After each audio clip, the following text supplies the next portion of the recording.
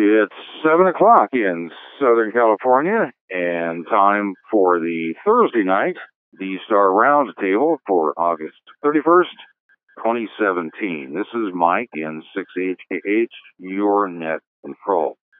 This roundtable is held every Thursday at 7 p.m. Pacific, which is 0200 UTC, on XRF-002 Alpha and a constellation of X reflectors, including XRF 310A, XRF 555A, and XLX 212 Alpha. This is a technical net dedicated to D-Star and open digital systems. It's a group effort, so we expect stations to key up and participate. To do that, just key up when I call for stations. Please remember, please don't quick key or tailgate. Doesn't work well in digital systems. I will pause regularly to let you key up, and I ask that participating stations do the same. We don't take formal check-ins or do a roll call to give us more time to talk digital. Net Control is online. You can find us at roundtable, all one word, .tech, T-E-C-H. Just put that in the address field of your favorite browser, and it will take you to the D-Star Roundtable Forum, where there's a real-time chat feature called the Shout Box. You can use that to contact me, as well as to post information that's relevant to the topic at hand, especially links and quick notes. So, we ask that stations offering a web address in conjunction with their presentation to post the URL or DNS in the shout box so that those listening now or later can link to that website or document location. Again, just go to roundtable, all one word, .tech.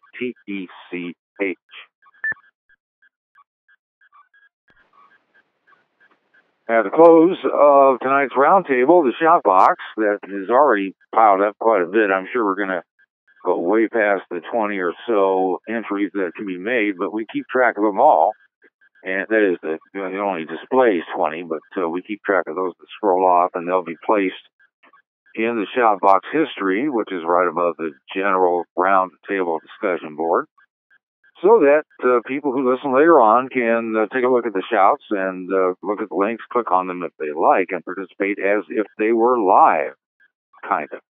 Podcast listeners, of course, get the shout box downloaded automatically.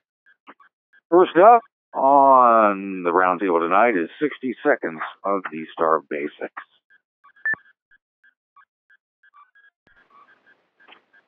And tonight on 60 Seconds of D-Star Basics, we're going to talk a bit about antenna placement for hotspots. Generally, there's two kinds of base station hotspot users, those that just want local coverage, that is, around their home, and then those that want wide area coverage. They want to put power out and take their communication capability on D-Star as far as they possibly can. Now, for those that seek just local coverage around the house, when you're in a high-density RF area, antenna placement is important, not only to avoid interference with the other signal and to prevent, as you can, the interfering, and I put quotes around interfering because I'm sure the station that is giving you interference may have a right to be on that frequency. But in addition, you're trying to avoid swamping your hotspot, and the best way to do that is to move the antenna away from the hotspot device. So, for example, on a DVAP, you can unscrew the 90-degree connector that the stubby duck is attached to, and then put a connector between it. But assuming that, and that probably is the best way to go. So, if you want to remove the RF device's antenna, and which I hope has an RF connector for cabling, you can just take a small mag mount and make several small ones to a location that provides the best low power home coverage that you can get. You can use the hotspot stubby duck, or perhaps maybe even a quarter wave antenna. The mag mounts usually come with an antenna, and you can choose the frequency range that suits the RF device's transmission band. So, to provide a 360-degree coverage, You can actually invert the mag mount so the base magnet attaches to a metal piece up on the ceiling, and that kind of gives you a 360 Omni. But there's another way to do it, and especially a consideration that you might want to utilize is to mount your antenna horizontally from a ceiling or upper wall area that provides a downward RF gain pattern. And a lot of people don't realize that, much like in cell service, you can narrowly move that horizontally mounted antenna that's attached to your hotspot, especially a low power one, and almost pointed at the location, again horizontally, that you want to have covered, and it seriously reduces interference from the RF signal that you're concerned about that's operating on the same frequency that you have so chosen and lovingly don't want to get rid of.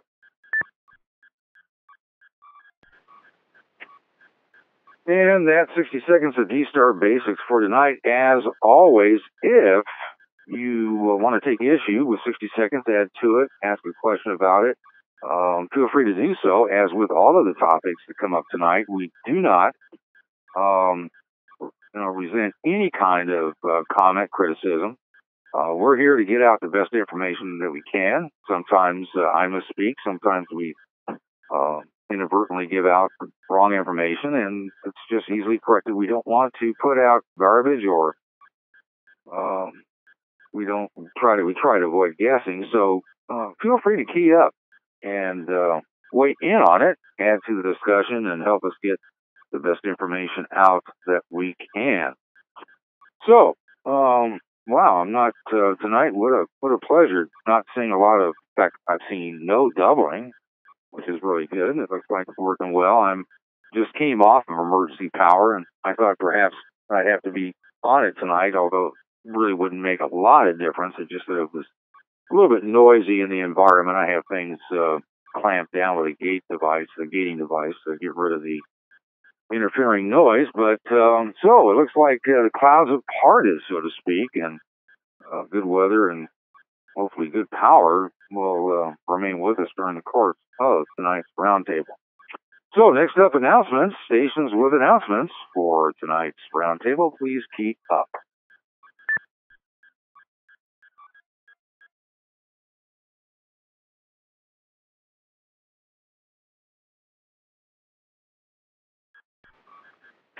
Alrighty, didn't see any, and there is no key ups. I did get a email today from Jeff VE6DV. You might recognize the station as the net control for the 100 watts on a wire, as well as the D-Star users group, both of which can be heard on the constellation of X reflectors. And he said that he got a message from Sam, JH1RDA, who's going to be at the Tokyo Ham Fair that's held this weekend, September 2nd and 3rd.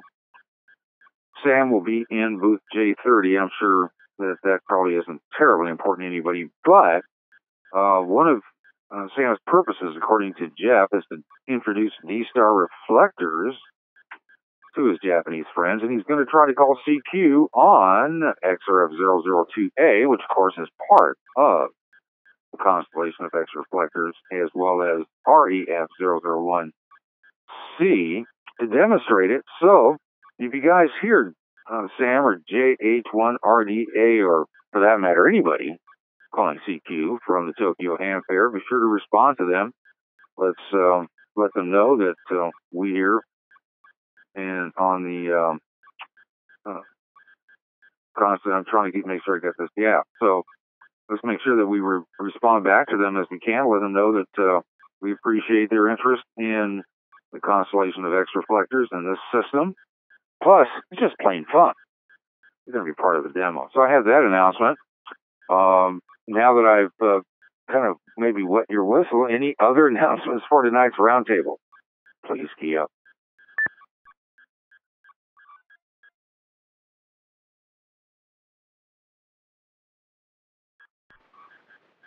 All right, nothing seen or heard.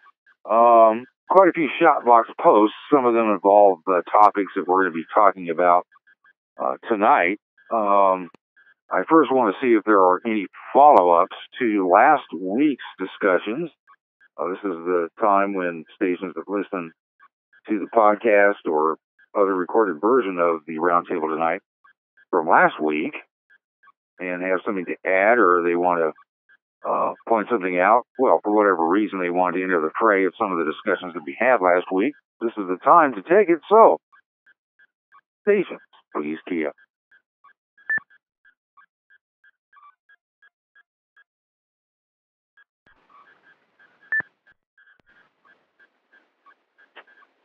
KI7JD, welcome. Go ahead. Hi, good evening, Mike. Everybody on the net. Yeah, with all the discussion, we've been talking about the DMR transcoding and such from D-Star to DMR and such.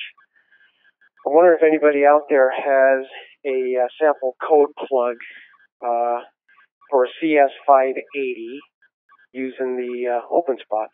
Trying to create a code plug myself that I can get onto the Brandmeister network system. Right now I'm on the PNW server there, and I'd like to try to make a new code plug for that. So if anybody has a code plug for a CS580 out there, I can just look me up, and I'm in QRZ.com with my email address.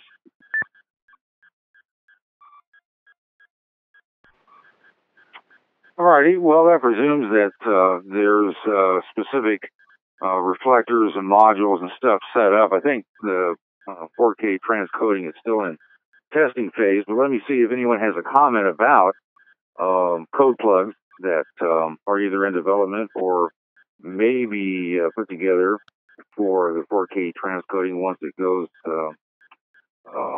full bore. That is, it leaves testing mode and goes to full-time operation. Stations, please key up.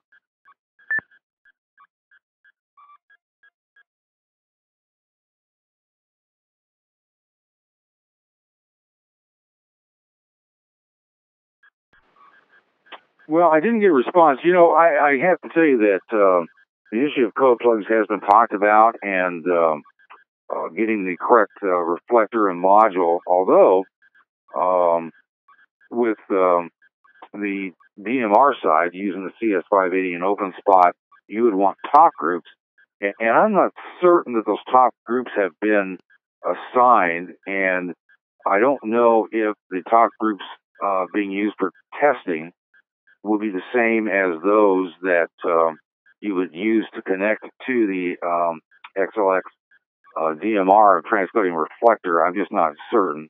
Let me call on a station who may have more information about that. John, K680, are you around? Can you help us out on this one? Go ahead. Okay, yeah, good evening, Mike in the net.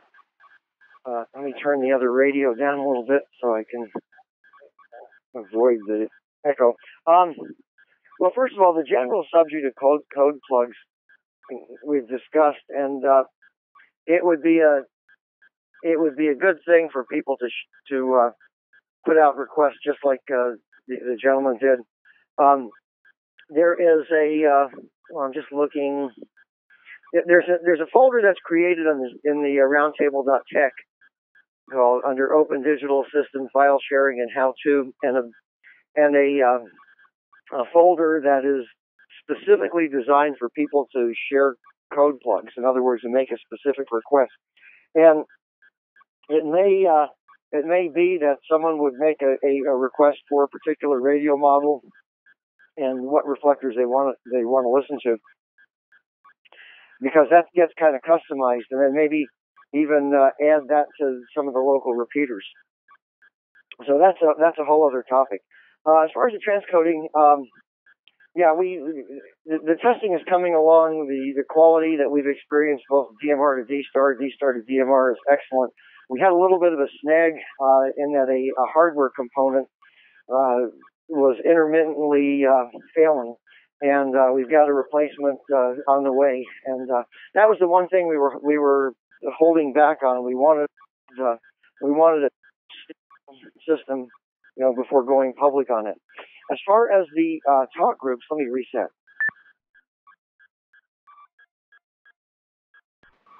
Most people who are probably going to be using an MMDVM based image, that could be the KB5RAV image or Pi-Star, for example, will probably want to be using DMR Gateway and programming their radios according to that.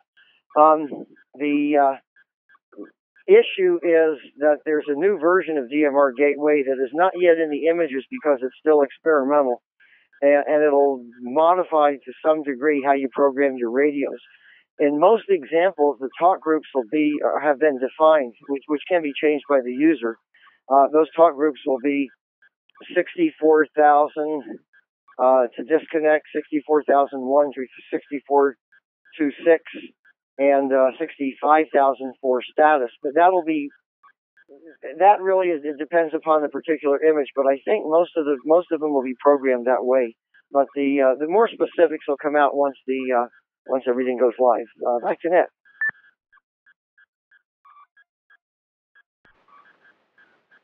Thanks, John. So, what about the open spot? How is that going to take advantage of DMR Gateway? Katie, go ahead.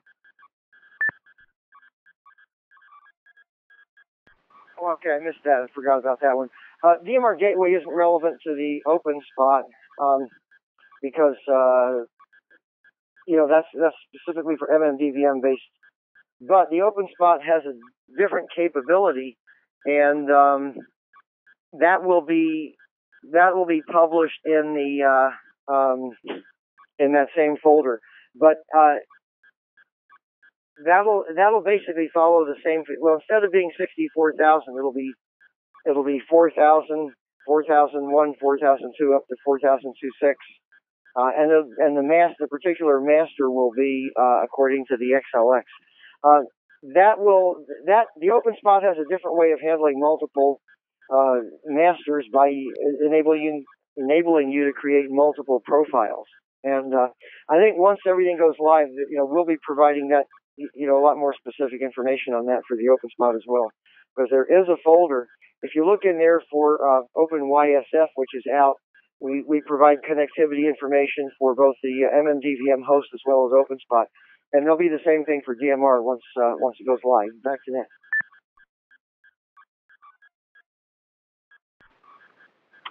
All right, John, appreciate it. So, KI7JD, anything further? Go ahead. No, that answered my question. I'll just follow up on the forum there and check the folder there. Appreciate it. KI7JD, back to Net.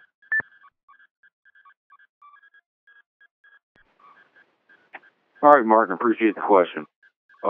Any other questions or follow-up to discussions from last Thursday? Please key up.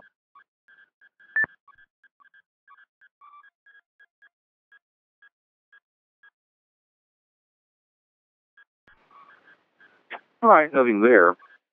Any reports from ham fairs or hamventions? Did anyone attend anything this past weekend or during the week? That would be odd, though, that they like to report on. Sometimes they show up at even a local get-together, amateurs that at least have some interest in D-Star and digital. And you can see new devices. Sometimes people, show off and display the latest. And if you saw or heard about it, that would be cool to report on. So, please key up.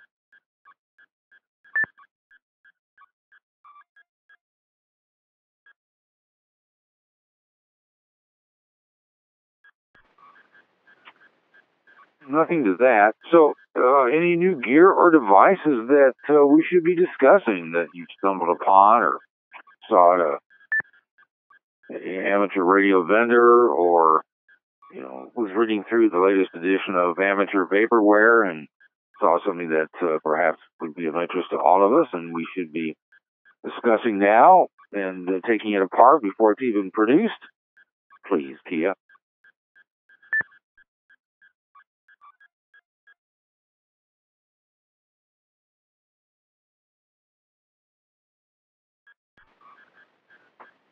All right. nothing to that. So there's some equipment on its way out that we've talked about over the past few nets. We'll look forward to hearing from stations that pick them up. We've had a flurry of software and firmware updates that have been brought to our attention the last several roundtables. Is there anything else that we ought to keep our eyes on that perhaps we should consider uploading or installing to our gear or PCs? If you know of anything worthy of comment, please key up now.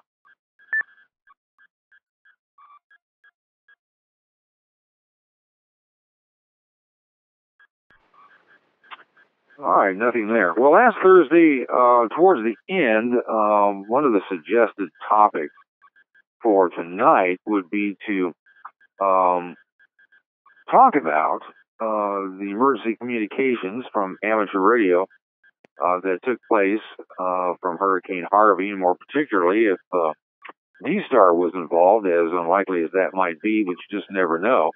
And also to keep an eye on the infrastructure, the hardware communications, public safety infrastructure that the amateur radio community, ARES, RACES, MCOM, etc., is there to replace when it goes down, to see if it is as we have suspected, that it's so improved that you don't lose cell phone, you don't lose the internet, and the public safety communication system, they just don't fall apart because they're built now to withstand that, and to see if that was the case, as opposed to how things fell apart, for example, in Hurricane Katrina and other events that are many years ago. So if anyone was down there either volunteering or just happened to be there, if you live there and you happen to take some interest or try to keep track of the amateur community's emergency resource provisions in light of whether or not they were needed, and would like to comment on that, we'll take you now. Station.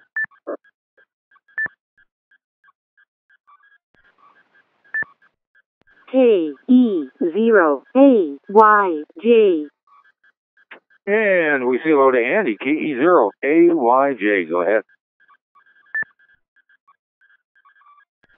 Good evening, Mike and Annette. Yes, I am down here in Port Arthur. Matter of fact, just a little bit east of there, east of a little town called Vidor, with a lot of rescues going on right now. I originally came down here last Thursday, so I've been here quite a while. Doing animal rescue first, a bunch of dogs and cats, no large cattle or anything like that, or horses or anything. But we started doing with that, and then the call came out that they needed more help because there's a torrential downpour that had moved towards the east, was hitting those towns, Beaumont and Port Arthur and whatnot. I've never seen so much water in my life. To answer your question, D-Star was very little involvement on that, as I pretty much expected. I was on Bravo, 4 Bravo, reflector 004 Bravo.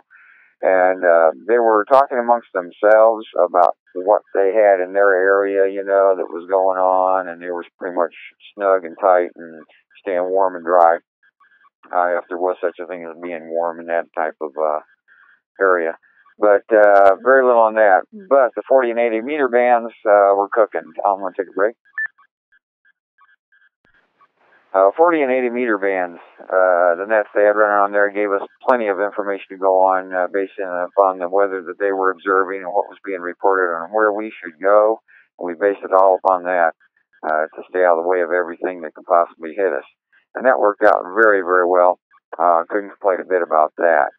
But that was it. And then the ARES group from down there and the EOC, they had a couple of nets running on regular analog FM stuff for 440 and 2 meters.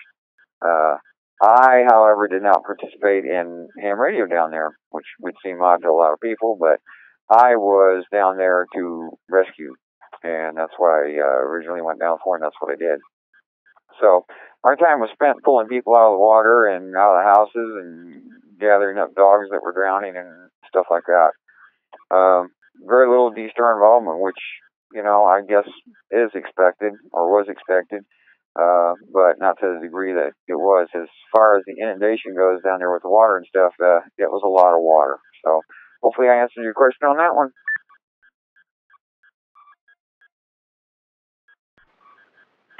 Well, you took a pretty good stab at it. We certainly appreciate it. Well, as N9KO posted in the shout box earlier this week, he wanted to hear about how, if at all, D-Star was used in the Hurricane Harvey tragedy. And he comments that he thinks its internet connectivity would limit its use, which I presume implies that there would be a loss of the internet in the hurricane zone. So it would be interesting to hear if anyone knows whether the internet was stable, whether cell phones were in constant use. I mean, I'm not talking about occasional outages.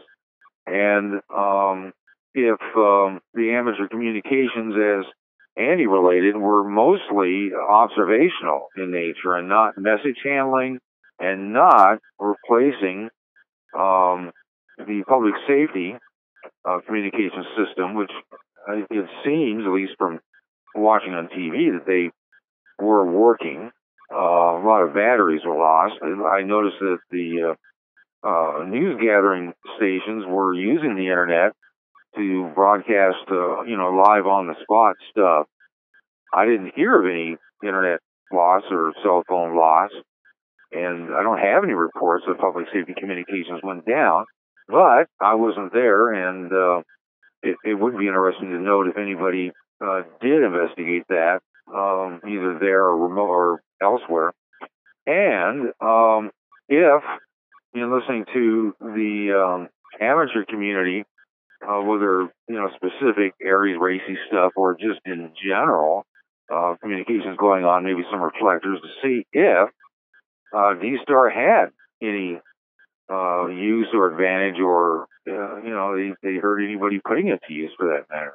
Was it just the low bands and that's it? I just don't know. So we could use some help. Stations, please key up. KE0AYJ. KE0AYJ, go ahead. Yeah, I guess I missed part of that, but or given that answer, yes, there were problems. Some of these tower locations that they had, even though they were decently located, Texas is pretty flat in some areas, and down there at the elevation that they're at, it was very easy to flood. Some of those areas were 10 and 15 feet of water.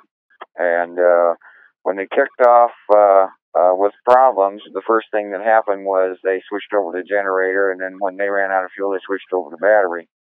So, yeah, I experienced 3 towers going out, and lost my communications that I had with my hotspot, and thereby losing my communications I had with my using the Zello app. Nothing was going on. I had to switch to EMA frequency on 800 megahertz and communicate with the EOC that way. So yes, it did go down. And when the fuel ran out and the batteries died, the Coast Guard, or I think it was Army National Guard, actually flew out with some small fuel bladders and the technician on board to get everything fired back up. So it took about 2 hours for things to one tower to come back up, and then about an hour and a half later, 2 more towers came up. So we had connectivity again. And that's basically what happened, what I experienced there. And I wasn't prepared for it. I don't think anybody was. But that was it. Hopefully I answered everything. If not, come back to me again. I'm still here.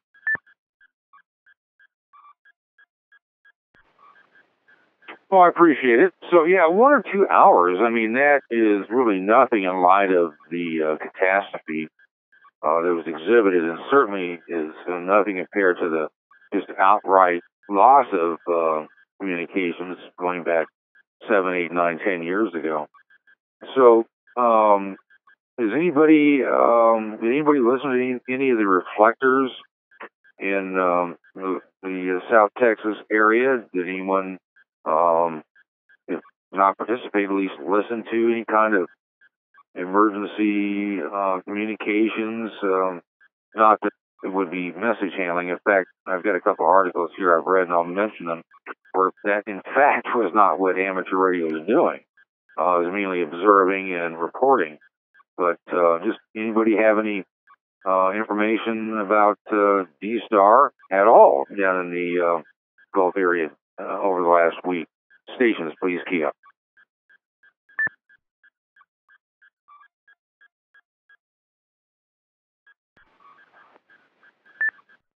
N5WD. And there's N5WD. Thanks for joining us. Go ahead. Hey, good evening. N5WD, name is Wayne. I'm in Fort Worth.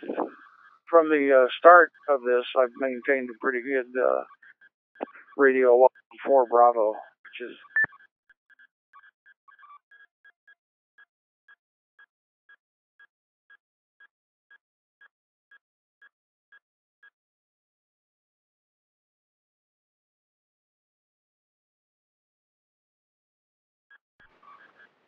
All right, we've lost N5WD. It was like a complete drop. I'm assuming maybe it's a battery pack with a standby.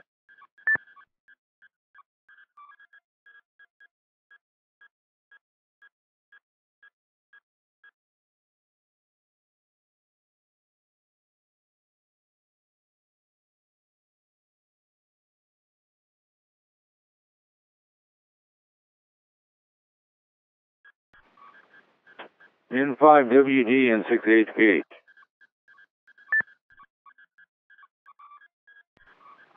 N5WD. Was I not making it? No, if it was a drop, as if a battery went dead, you were just starting to give the reflector that you were listening to. We didn't get it. There was some packet loss and a complete loss of signal, nothing thereafter. So try it again. I'm sorry. N5WD. As I was saying, I maintained pretty much a continual radio watch on 4 Bravo starting Friday morning. My son, who is a paramedic for an EMS agency in the next Sunday evening to Houston. And so I was trying to figure out if there was any way we could communicate down there, and he never did get a chance to find anybody with a D-Star radio. And he was saying that the cell service was pretty spotty, larger data files, but if you had something short, it fairly well. Voice cell was at least passable for him. For the weekend and going into Monday when I had to go back to work at 8 o'clock, any organized activity on D-Star, there were a few folks that were on a private basis, either in the Rio Grande area, Rockport, and Corpus were a couple of folks, and then in the Houston area.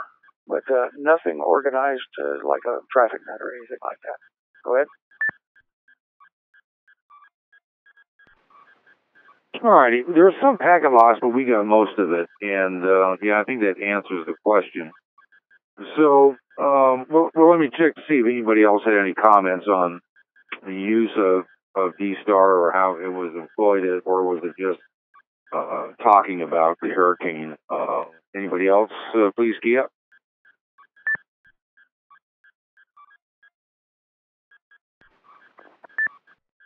KE0AY. KE0AYJ, go ahead.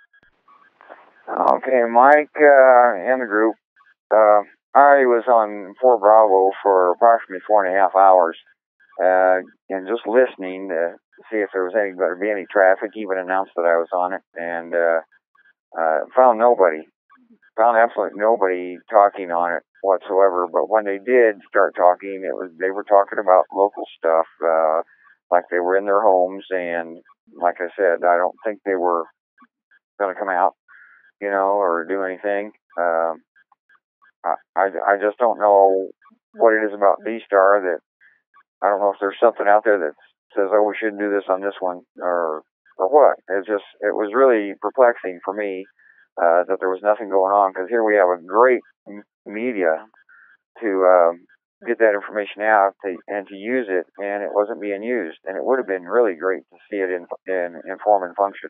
I mean, it would have been great, but nothing. And I even made a call and got confirmed that I was linked up to it, but I couldn't link anything to the east of there. Any reflector that was east of there, and that might have been some outages along the circuit. But that's what I found. Back from that.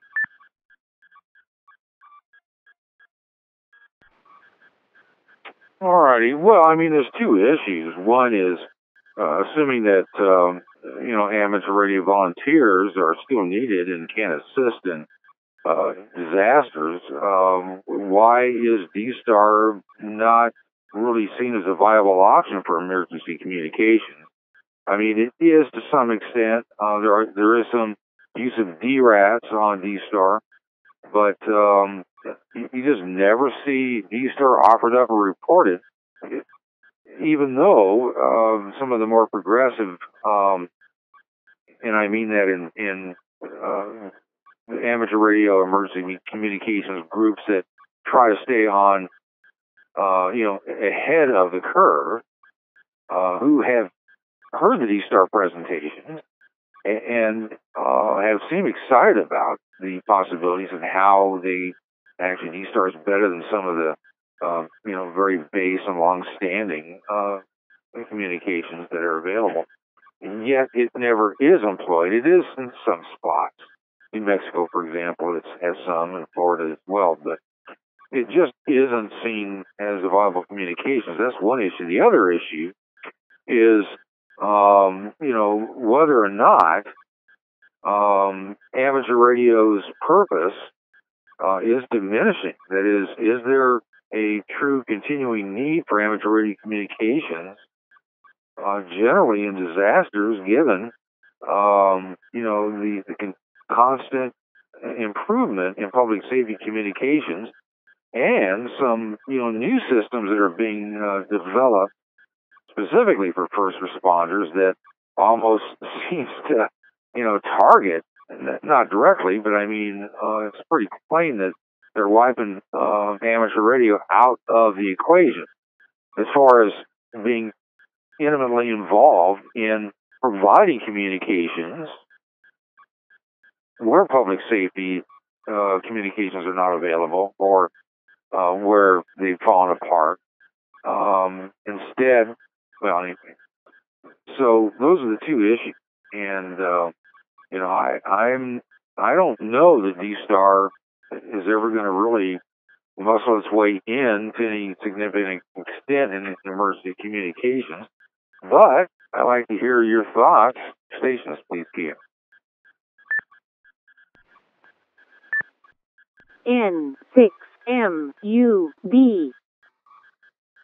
And we say hello to Craig in 6MUD. Go ahead. Hey, good evening, Mike and Annette. A quick comment. I have a friend, Special Forces, good friend, high school buddy. He lives in Houston. He's an amateur radio operator, and he spent the last few days pulling people out. He basically said he grabbed his handheld, threw it in his truck, didn't use it once. He said his phone, believe it or not, was the app of choice.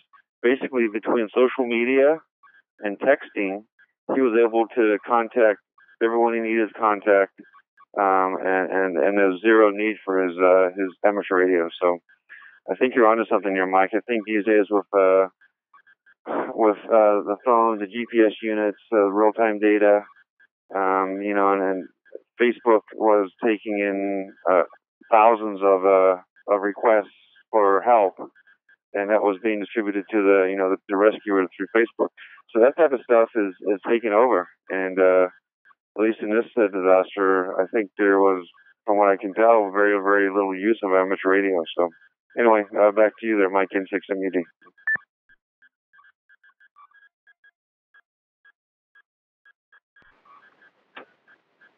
Stations, please, Kia.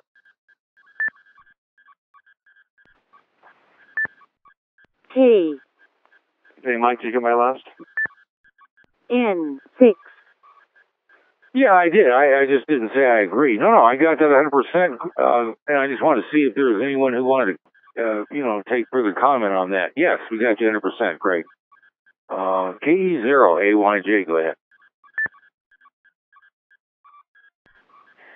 Okay, well, I went by the EOC in Port Arthur and in Orange, and they rely on ham radio very much. Aries was activated in both of those, using 40 meters and 80 meters. So they relied on them greatly. And amongst themselves, they were constantly communicating back and forth, but it was a support function for communications, for backup communications, and for EMA. And in that context, it worked great for them. And that's exactly what they want, because, like the saying goes, we could do it and they couldn't.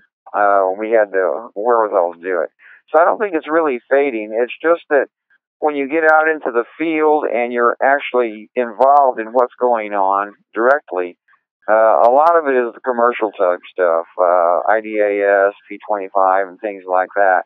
And while some of those are applicable to ham radio, most of them, like usual, is on the public service bands, police departments, sheriff's departments, EMS, and what have you.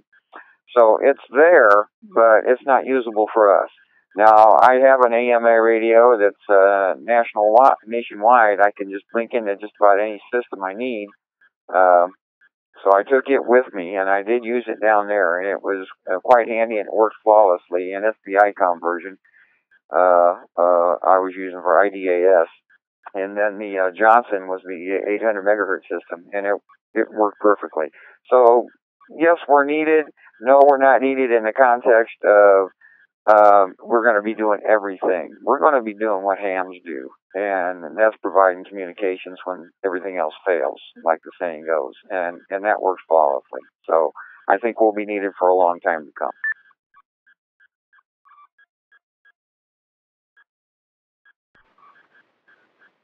All right, Andy. Well, I'm sure that many people hope that that's true. Turning to the shout box for a moment, W6OSO reported that on last night's Ham Nation, they apparently reported that the use of hams during the hurricane in Houston and surrounding areas were light. And then Mike goes on to mention this Zello that we've heard mentioned already, walkie-talkie app that I'm sure most of you are aware of. I'm not sure that has anything to do with amateur radio, but it is, I guess, one way to, communicate when the cell phones are down as infrequently as apparently they were. I had to note that, and don't get me wrong, I'm not trying to be Debbie Downer, but I'm trying to get down to the fact of the matter, and really, do we continue to worry about pushing V-Star and digital modes on Aries and Races and the emergency communications people, or is there no purpose to that? And in the ARRL e-newsletter today, the title was Amateur Radio Volunteers Assisting Where Needed in Response. But it points out that Aries team members were being advised that the impact to the region's communications infrastructure have been relatively minimal. Okay. Consider this hurricane and the water and the damage. Communications infrastructure, relatively minimal. And the strength of the storm and the flooding, you'd think they would have some serious effect. The article goes on to quote one of the ARRL PIOs who stated that the hardening, using his word, of the telecommunications infrastructure to make it more immune to storm damage has diminished the need for amateur radio communication support and, as he said, altered ham's traditional role there. This station KA5CBH Mike, Rich, he points out that amateur radio telecommunications infrastructure in South Texas has remained analog, which is the lowest common denominator of technology, but it has the highest degree of interoperability. And but it seems that little of that was put to use. Just a second.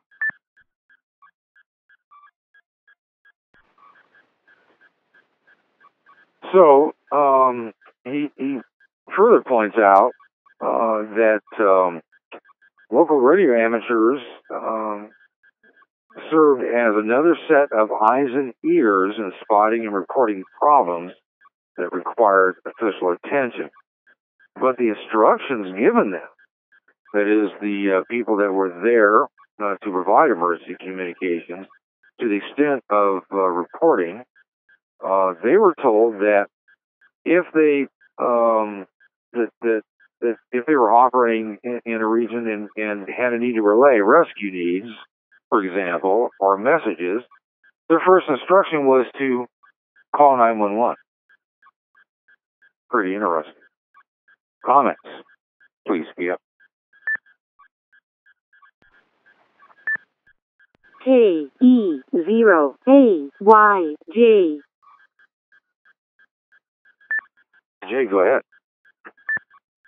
N6HKH.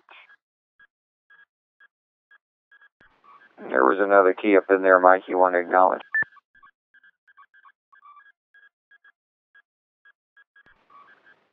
Yeah, I heard a double beep, but I didn't see a call sign, so I don't know who to call. And it got awfully noisy in here. Unfortunately, the generator kicked back on. I don't know why. So I've got key 0AYJ. If there was another station that keyed up, please key up again. WB5EKU. All right, WB5EKU recognized as the unidentified keyer upper. We got you now, but first, back to Andy, KE0AYJ. Go ahead. Okay, once again, I think what they were referring to and what they mentioned without directly saying it was a lot of the equipment in the ELCs have been purchased for quite some time. I mean, they're still using 718s for HF and a lot of the ELCs, simply because that's what was available at that time. They haven't changed it out and things like that. Most of the funds that come in now are for the P25 upgradables, things like that. The VHF, UHF rigs they have are pretty much standard analog, and in the most widely used sense of the word, that's what's prevalent in those areas, no matter where you go for emergency. It's got to be something everyone can have. I mean, even the 5100 or 51 I'm on now, it still does analog. So it's inherent that we're going to have that no matter where we go. That is part of the interoperability of it, you know. But there is going to come a time, and I foresee it, there is going to come a time when they're going to say, we need to talk to somebody and our system is broke, can you get them? And we're going to link up with reflectors and to repeaters and establish a chain. And then they're going to realize, well, there's new technology out there on that side of the fence, and they're going to come over. But yes, VHF analog, UHF analog is still around. It's going to be there for quite a while.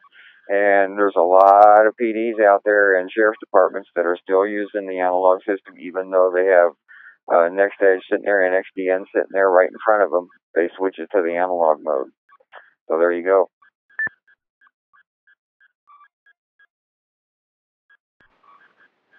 Okay, got it. We say hello to Don, WB5EKU. Go ahead.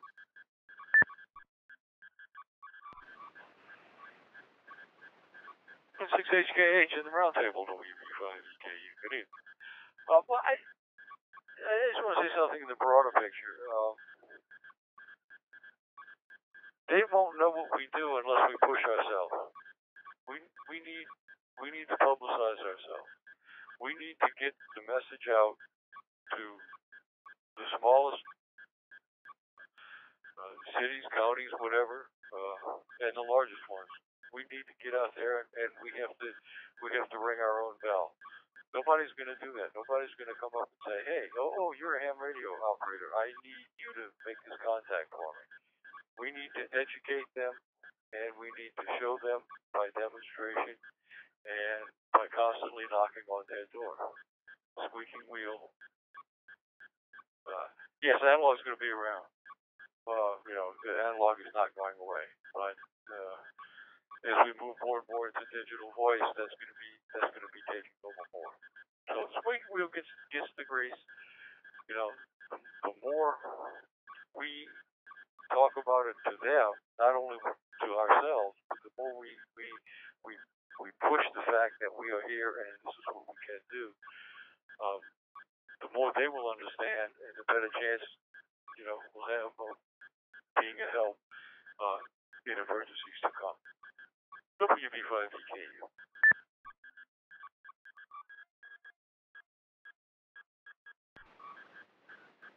All right, Don, thanks. Stations, please key up.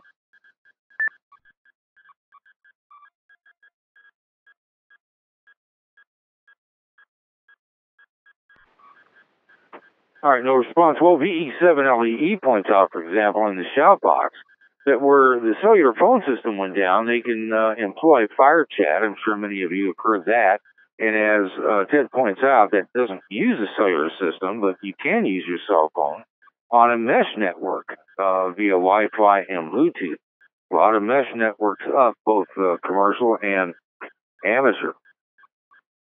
And, while I kind of agree with Don, W5EKU, obviously, we need to make our presence known, but I don't know that it's a lack of public safety not knowing what we can do. I think just about every major department has got a group of amateurs crawling all over them, many of them soundly in place, embedded in some instances in the EOC. Police, fire, and sheriff, public safety have different reactions. Some can't stand amateurs, and others, think that they're a great service.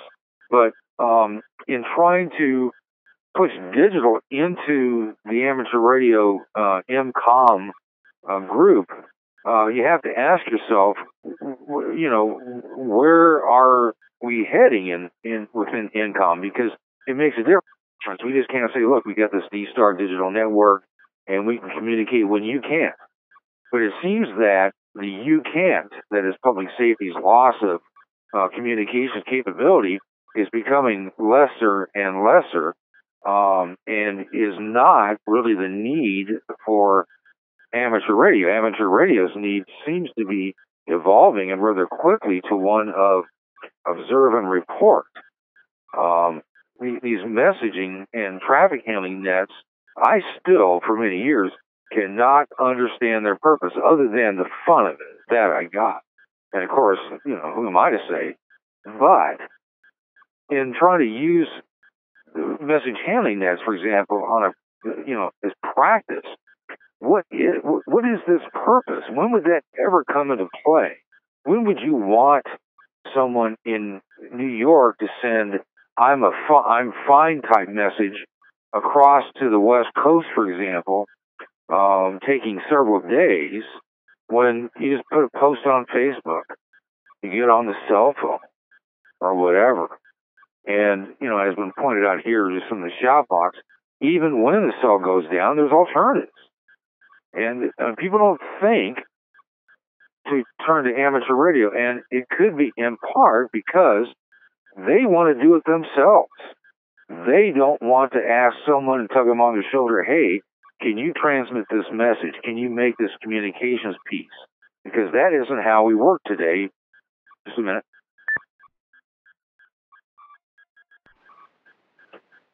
Average citizens communicate directly without anybody in the middle. Public safety uses advanced systems that are engineered to not fail, especially after some of the disasters such as Katrina and others, where the communications failed. They, in truth, I believe, don't want to rely upon amateur radio, and nor should they. We're not we're not there to solve their problems. We're there to pick it up when they don't have it. But in just researching this, I found that the U.S. Department of Commerce Commerce, their National Telecommunications Information Administration, NTIA, which I didn't realize existed, is building a first responder network authority. It's called FirstNet.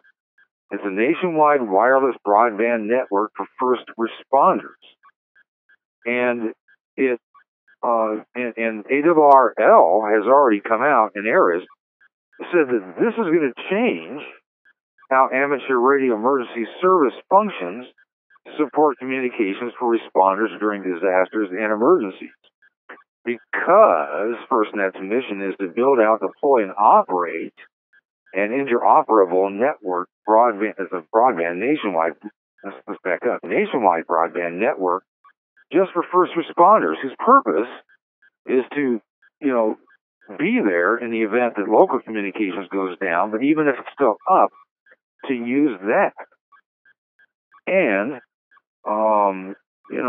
ARRL has pointed out that amateur radio is not going to have access to FirstNet. Further, and here's a quote from, and let me get, the Ralph Heller, who's the chairman of the National Public Safety Telecommunications Council. You guys probably know him, NR4H. He said that the endurance of amateur radio systems in disasters has been a big selling point in the past for incorporating amateur operators in emergency plans, but perhaps not so much in the future in commenting on FirstNet. Now, with that in mind, it seems to me that, we have digital amateur radio television. We've got all kinds of digital modes that are available, although they don't use them, to ARIS. And this FirstNet, it seems to me, would be the big kick in the pants to ARIS to more quickly adopt digital modes such as D-Star, DMR, and other open systems. ARIS has got to think beyond analog. Period. That is killing them and hurting them badly. So the new generation of hams, who I hope would be into digital, and just as a consumer, they're very involved in data and image and video technology. That is really what we need to do to drive ARIS to get off their butts and stop this HF and analog, stuff, and get into digital, which is where public safety is, where the government is, and where they're moving. I mean, this FirstNet is a future, almost a futuristic. Although it's being implemented initially for data, it's going to expand to voice eventually. But that's what they're doing, so that essentially, amateur radio emergency communications are going to be locked out because we're, out there selling HF and analog, and that just isn't going to cut it. All right, with that bit of information, what do you think? Patience, please key up.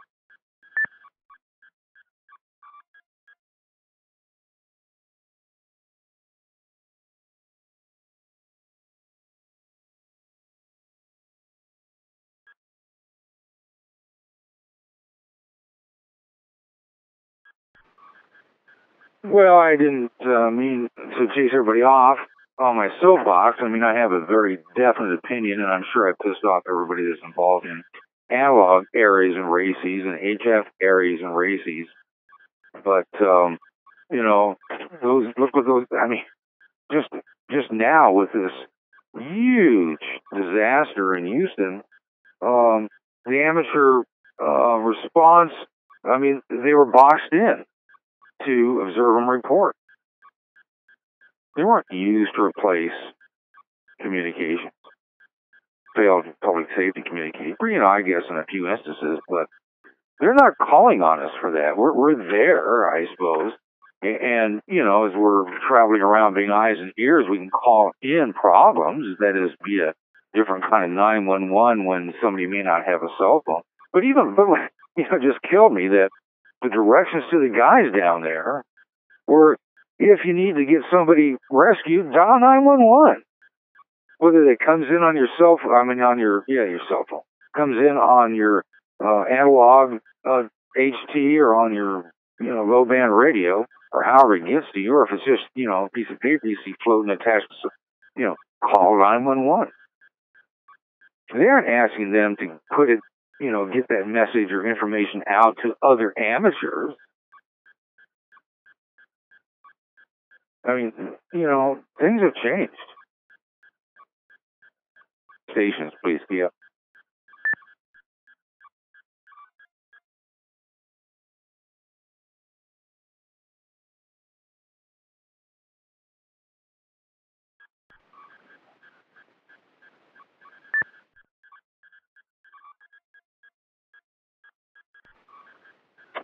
And we welcome W0NMJ. Go ahead.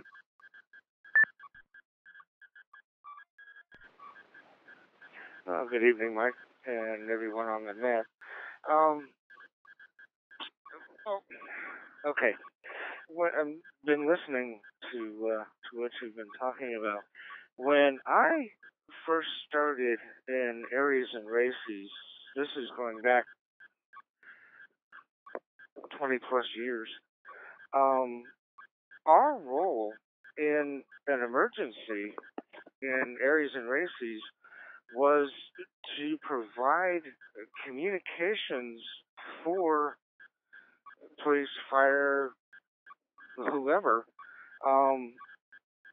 in case their systems failed. And in some cases, they did. Also, for, let's say, a lost person or something like that, where the fire department was called out, police were called out, and they were in the boonies where they could not communicate with headquarters. So the Aries and Races guys would step in and they would set up communications. There would be people out in the field as well as people in the police station, so they could relay information back and forth. That's how I remember, Aries and Races working. And then also to, as you mentioned, to provide health and welfare communications. If someone was, impacted by a hurricane, tornado, earthquake, or whatever, so they could relay that information to their loved ones and say, hey, I'm okay.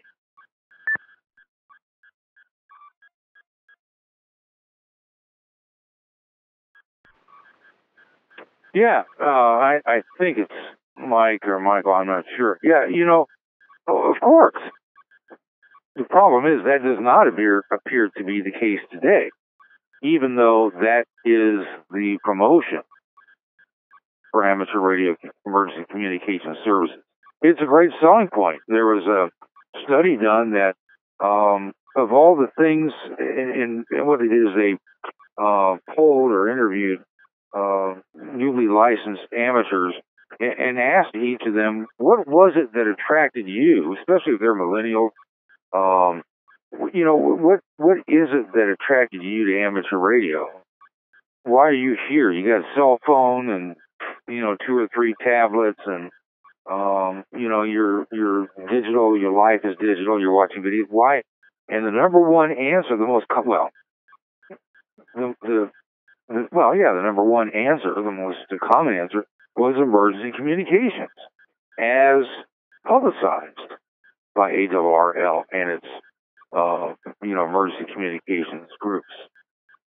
But there doesn't seem to be a need for that anymore. So is it all over?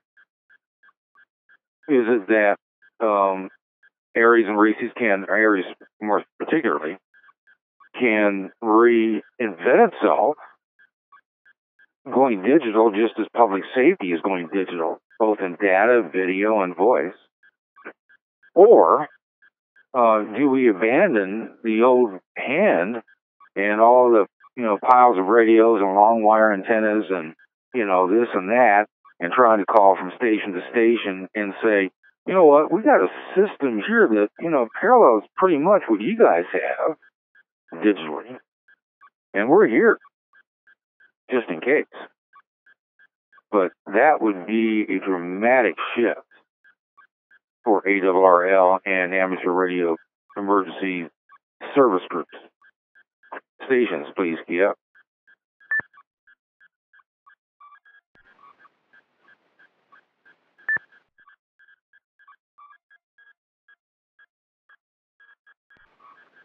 ZL2RO, welcome. Go ahead. Yeah, good afternoon, Mike. I think, just been listening, and it's very interesting. I get the impression that over there you got your emergency services are moving away from amateur radio help. It seems quite interesting that it's doing that. I just wanted to make the comment that here in New Zealand, our emergency sort of outfit is called Civil Defence CD for short, Charlie Delta, and they seem to be, after putting us out in the cold, so to speak, from what I understand, they seem to be slowly working on us back to help out in certain things. We have an amateur radio emergency response sort of outfit called AREC, and people that have HF stations in the community, they say will play a key part if there's any sort of disaster, considering that they can be run completely off the grid. But when you're talking about a digital system, for the likes of, say, the D-Star and having a daisy chain of reflectors to have that working, I can see merit in some ways. But I just wanted to add that comment, and Mike, so yeah, thank you for letting me in. Over. Back to net control, sorry.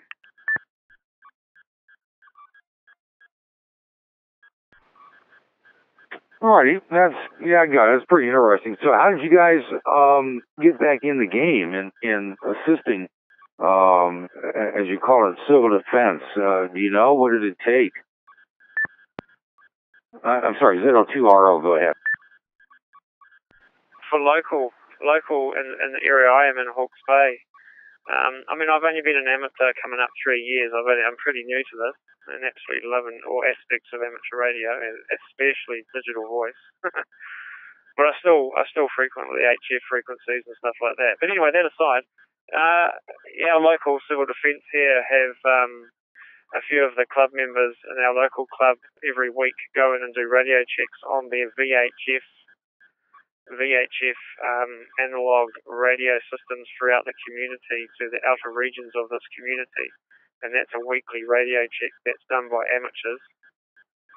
So that's because traditionally, from what I understand, is that they used to, the civil defence the civil defence here in Hawke's Bay they had an HF system in place for many years.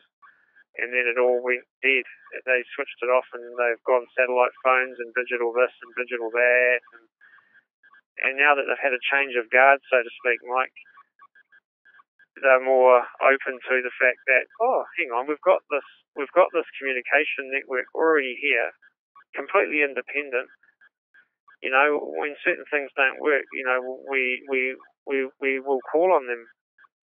That's the impression you get, and I think it's all come from a change of guard, if that makes any sense. Back to net control.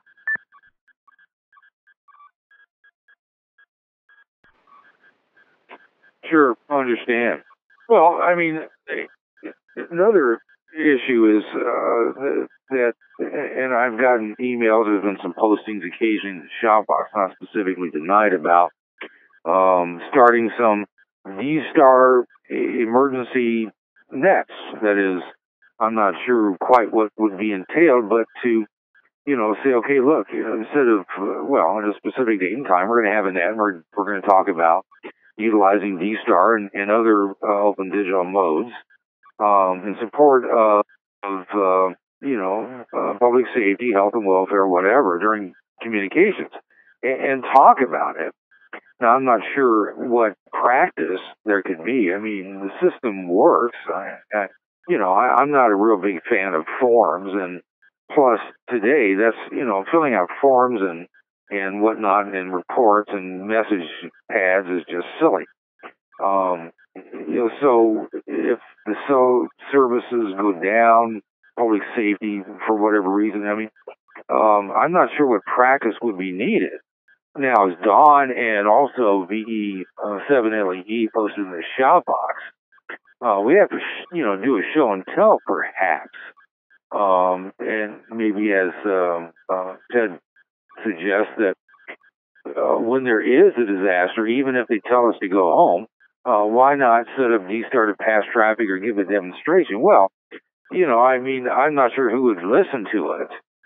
And I don't know that message or passing traffic is really what they want. Instead, they want to know, look, we got to dispatch units out. We need to report on conditions. We need video. We need data. We really don't need people to, try to get a hold of so-and-so at such and such a place and tell them that you're needed somewhere else. They want, real-time live. Well, you look at the drones.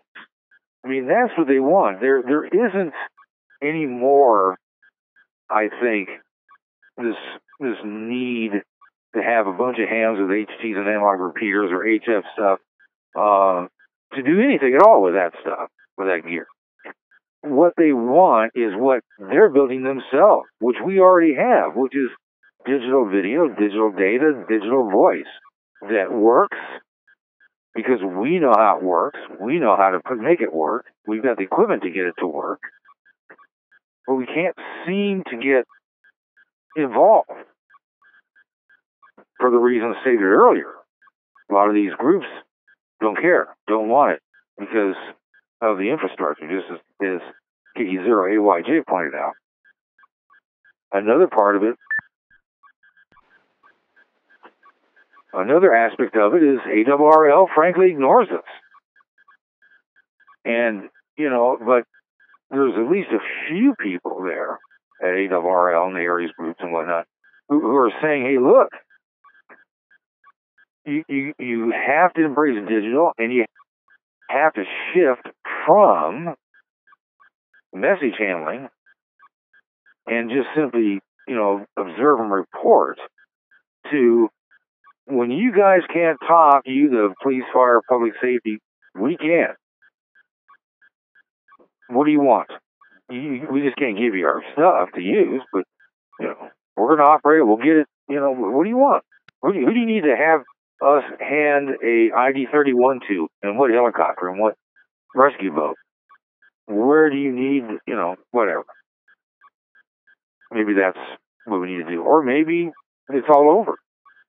As far as real-time, meaningful assistance in emergency. And if we lose that grasp, we're going to lose the new crews, the newly licensed hands, who think that's cool. Stations, please keep up. K6K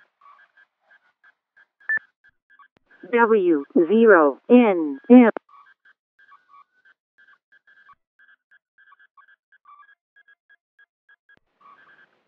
All right, I got some doubles going, so let me run through K6KD, W0NMJ, and KC9SIO. First to John, K6KD, go ahead. Okay, Mike, just a real quick comment.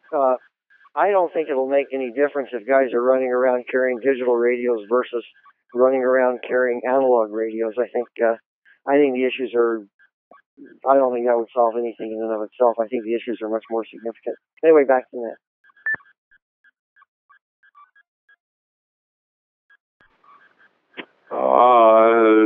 Such as, if I can pry, K6KD, go ahead.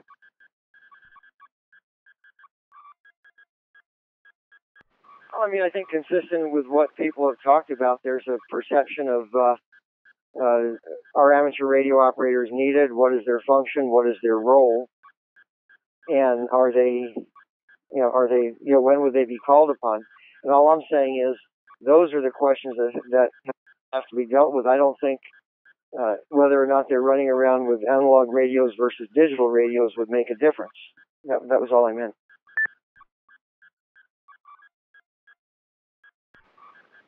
Oh, okay, I got you. So, I appreciate. I believe that digital data, digital video, digital voice is what they seek, but that's just my personal opinion. But now I got you, John. I'm sorry I missed that point. W0NMJ, go ahead.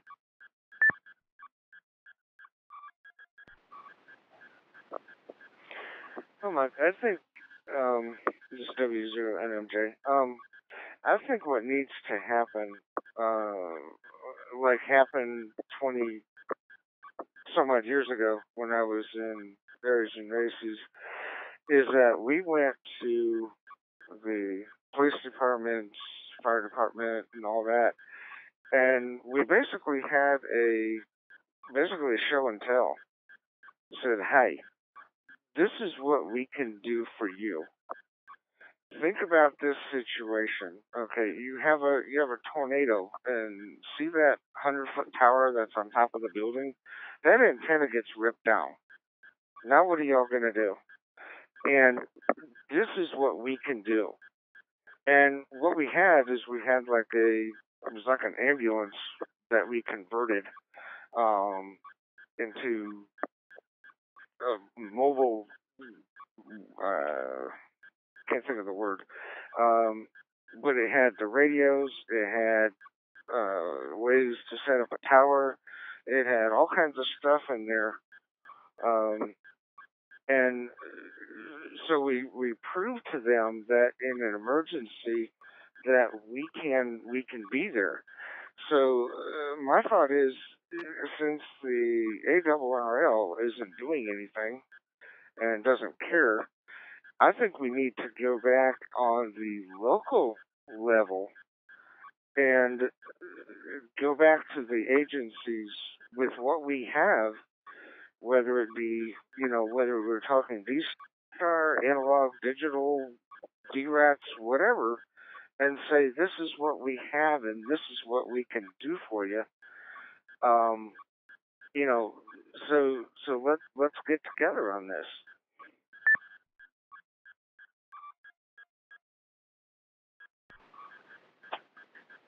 Well, do you think part of the problem, and just assuming for a moment that most every police, fire, public safety group, agency, they know about us because we're there. And as I mentioned before, in some instances, we've got, amateur radio gear installed in the EOC.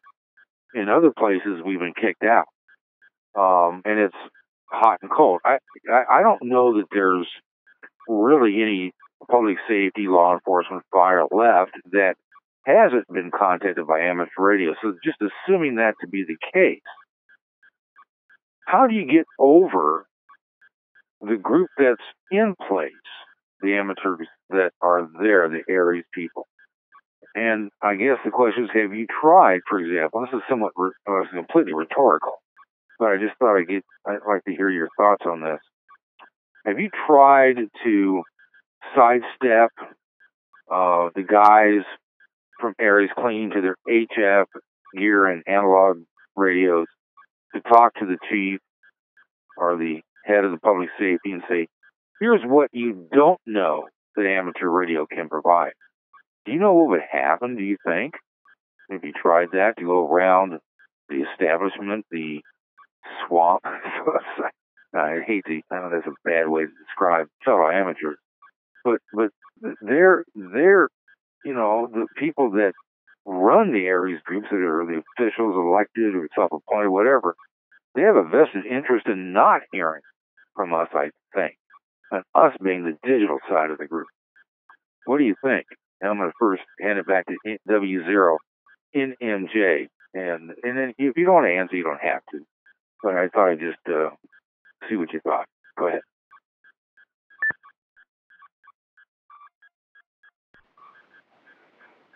W0NMJ. yeah, that would be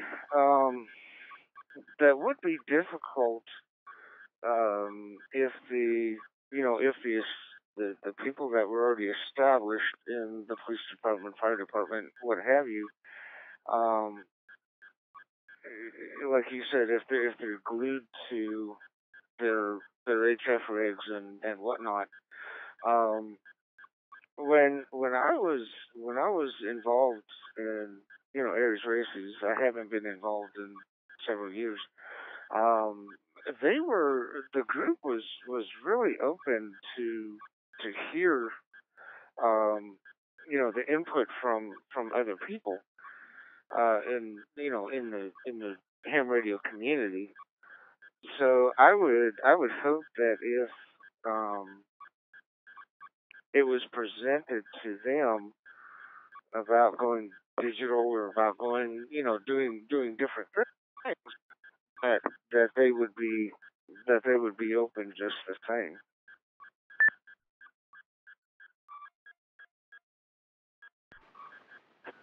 Well, I would like to think so. They have to remember that this is all a hobby, and there's a reason for the advancements that have been made, and the reason for digital almost, well, as long as they're open and reflective. All right, appreciate you being with us tonight. KC9SIO, thanks for jumping in. Go ahead.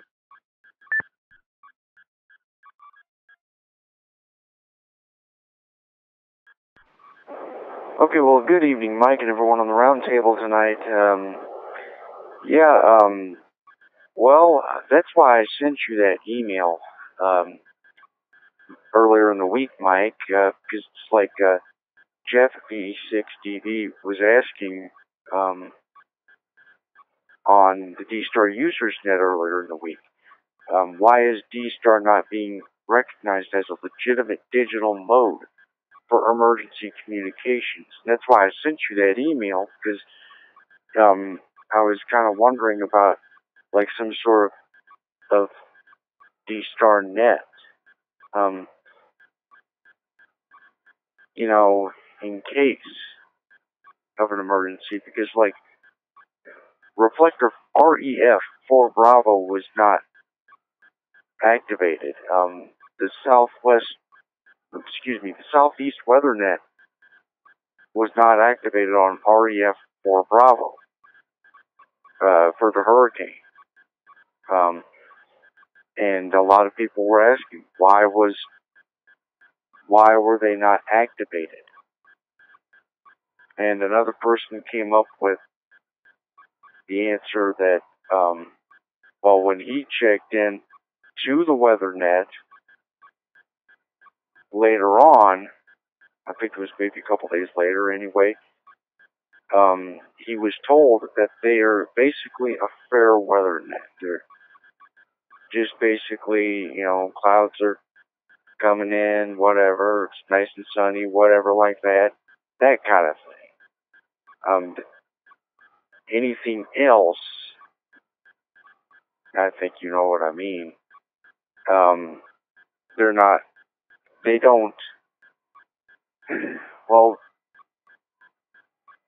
They don't handle emergencies, basically.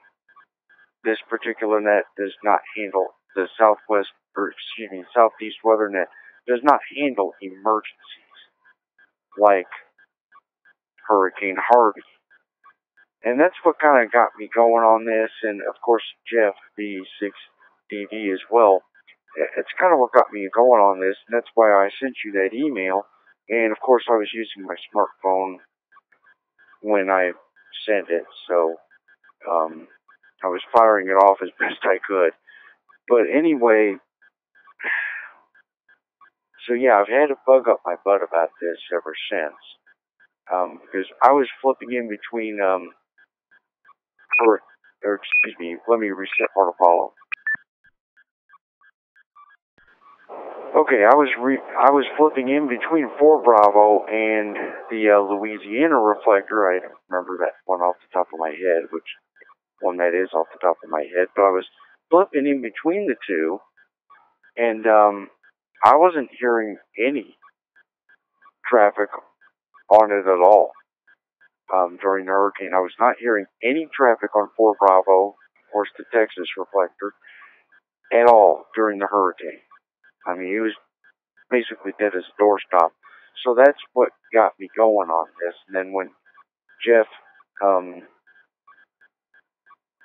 posted on the D-Star users page on Facebook about it as well, and then of course someone else got the answer that they were this net is basically a fair weather net and nothing more. And that just kind of really stuck in my craw.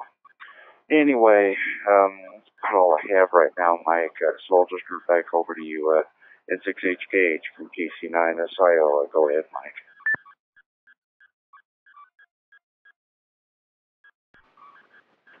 That is a shame.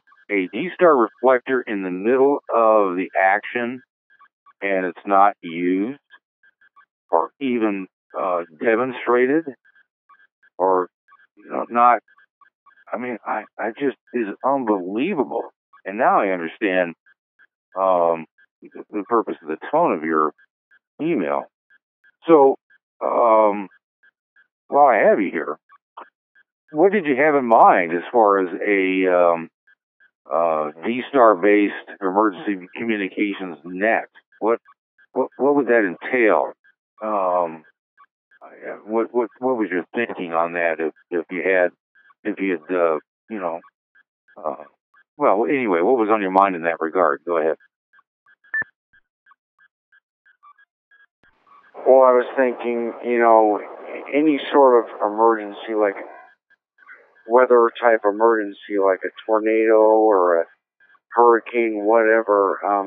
I'm still thinking it over. I'm still thinking through it in my head. But, like I said, Hurricane Harvey, with Hurricane Harvey, something should have been there. The Southeast Weather Net should have been activated somehow. But I was thinking somewhere along those lines, something for each section of the country or something like that, like Illinois. I don't know if you've heard of Daryl, WX1DER. He usually does the weather postings for each of the nets, but something like that as well. He'll usually say, like for us, you've got some bad weather coming, thunderstorms, hail,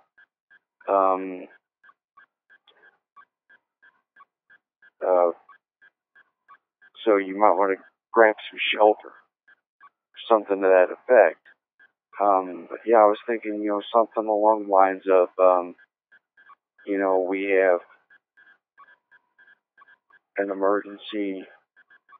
If you have an emergency, let us know.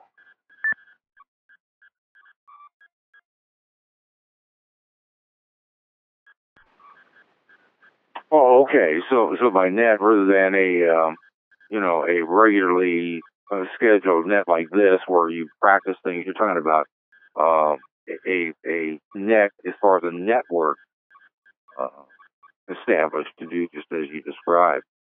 I mean, look, to be fair about this, I'm sure the Hurricane Watch Net was up and running. I don't know for sure. And there's all kinds of digital, but by that I mean, Echolink, IRLP, All-Star, that sort of stuff. Hurricane nets, I don't know if they were put to use, but certainly you can't demonstrate D-Star if you don't use it. During times when public safety officials might have some interest, you certainly can't have the public or non-amateurs learn of digital capabilities if you're not putting them to use. And it is unfathomable to me that given the expanse of reflectors, REF, XRF, whatever, XLX, etc., and we're soon going to have DMR, XLX reflectors, etc., that none of these, I mean, it's almost as if people just put their radios down and just didn't bother. I'm sure there's traffic on them, but traffic for the purpose of the hurricane, I mean, I put out some feelers. Were there D-Star stations talking about the hurricane? Of course. But were they employed in any meaningful manner, whether substantively or just as a demonstration purpose? I have yet to read about it, hear about it, report back. That doesn't mean it didn't happen. I'm sure somewhere there is. But nobody knows about it. And that's just not acceptable. But then again, perhaps the digital D-Star community doesn't have much interest. I don't know. That's part of the reason why we're spending the time on this tonight. Because I think D-Star can play an important part if the emergency communications folks, the amateur radio groups, have interest in continuing to play an important part in disasters. And I'm beginning to question whether they truly have any such interest. Stations, please keep.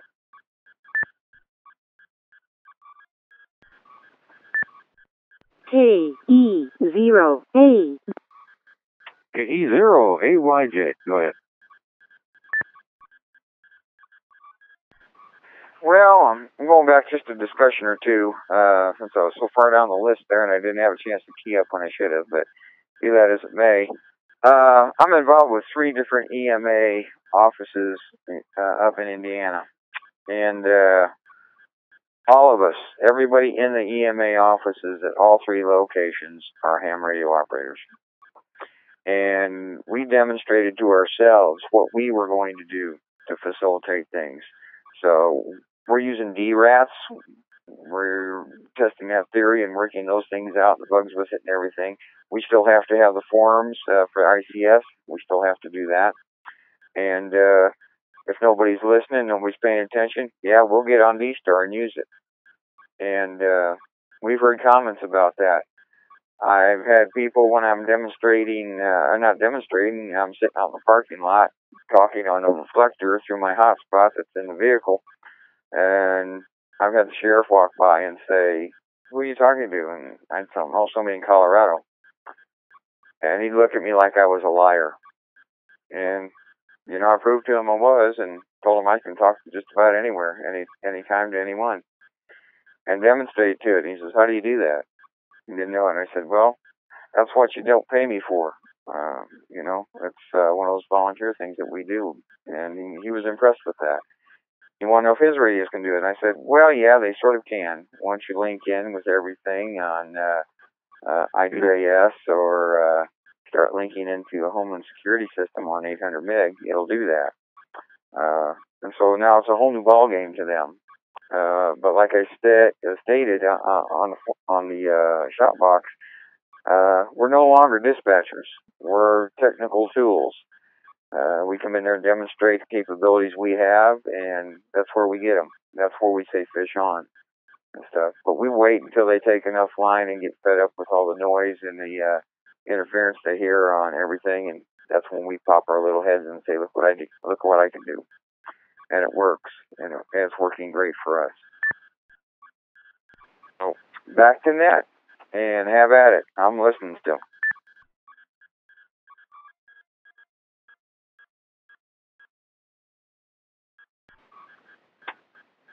Well, that's certainly refreshing to hear, and you make a big point. I mean, irrespective of band condition, irrespective of analog repeater interlinking by whatever means, the IRLP is, we have the capability of instantly informing someone anywhere else in the world instantly of something. Obviously, somebody has to be listening, on the other side, but it's perhaps a lack of organization, perhaps a lack of will. I don't know. We can organize all we want and offer services all we want, but there has to be an agency, a group that can implement the use of these facilities. And I'm not sure that they are aware of that. And plus, we have a huge hurdle to overcome, primarily Aries and ARRL, who seem to be not interested in changing their infrastructure, despite a few cries that, you need to kick that analog stuff down the road and get into digital. Anyway, we probably have hammered away on this enough, but I hate to cut anybody off. There's a number of comments in the shout box. We'll take stations who perhaps are mad as hell at me over this and want to share their thoughts. Happy to take you. We take no offense, of course. Or if you have some suggestions, perhaps you've been sitting there laughing, saying, Mike, you're all washed up. We've been working our butts off on D-Star, helping whatever during an emergency. And, that should be shared as well. And how did you go about, hooking up with the locals to do that? So, let's take you now, and then we'll move on. Stations, please key up.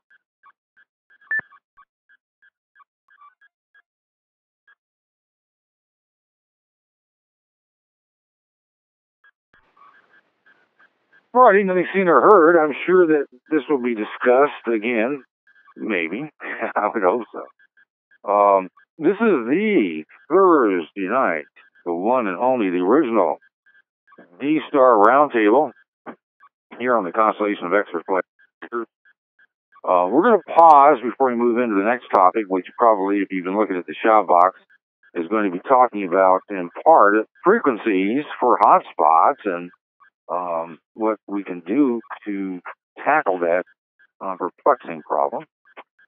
But I want to now, as we try to do, take a pause for your questions of a technical nature about D-Star, the Kings of Digital Interconnected X-Reflector System. Anything about, questions of a technical nature. How about we call it what it is? Or if you have a topic that you'd like to have discussed, whether we can start it now or maybe put it off for another time, this would be the time to do it. It's kind of an open segment of the Thursday Night D-Star Roundtable. So let's do that now. Stations, please key up.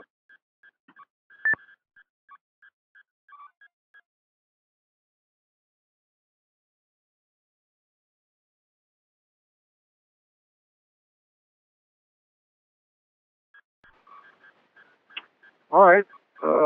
Nothing there. Usually we get somebody on that, but it's one of those weird weekends. There's a whole bunch of local,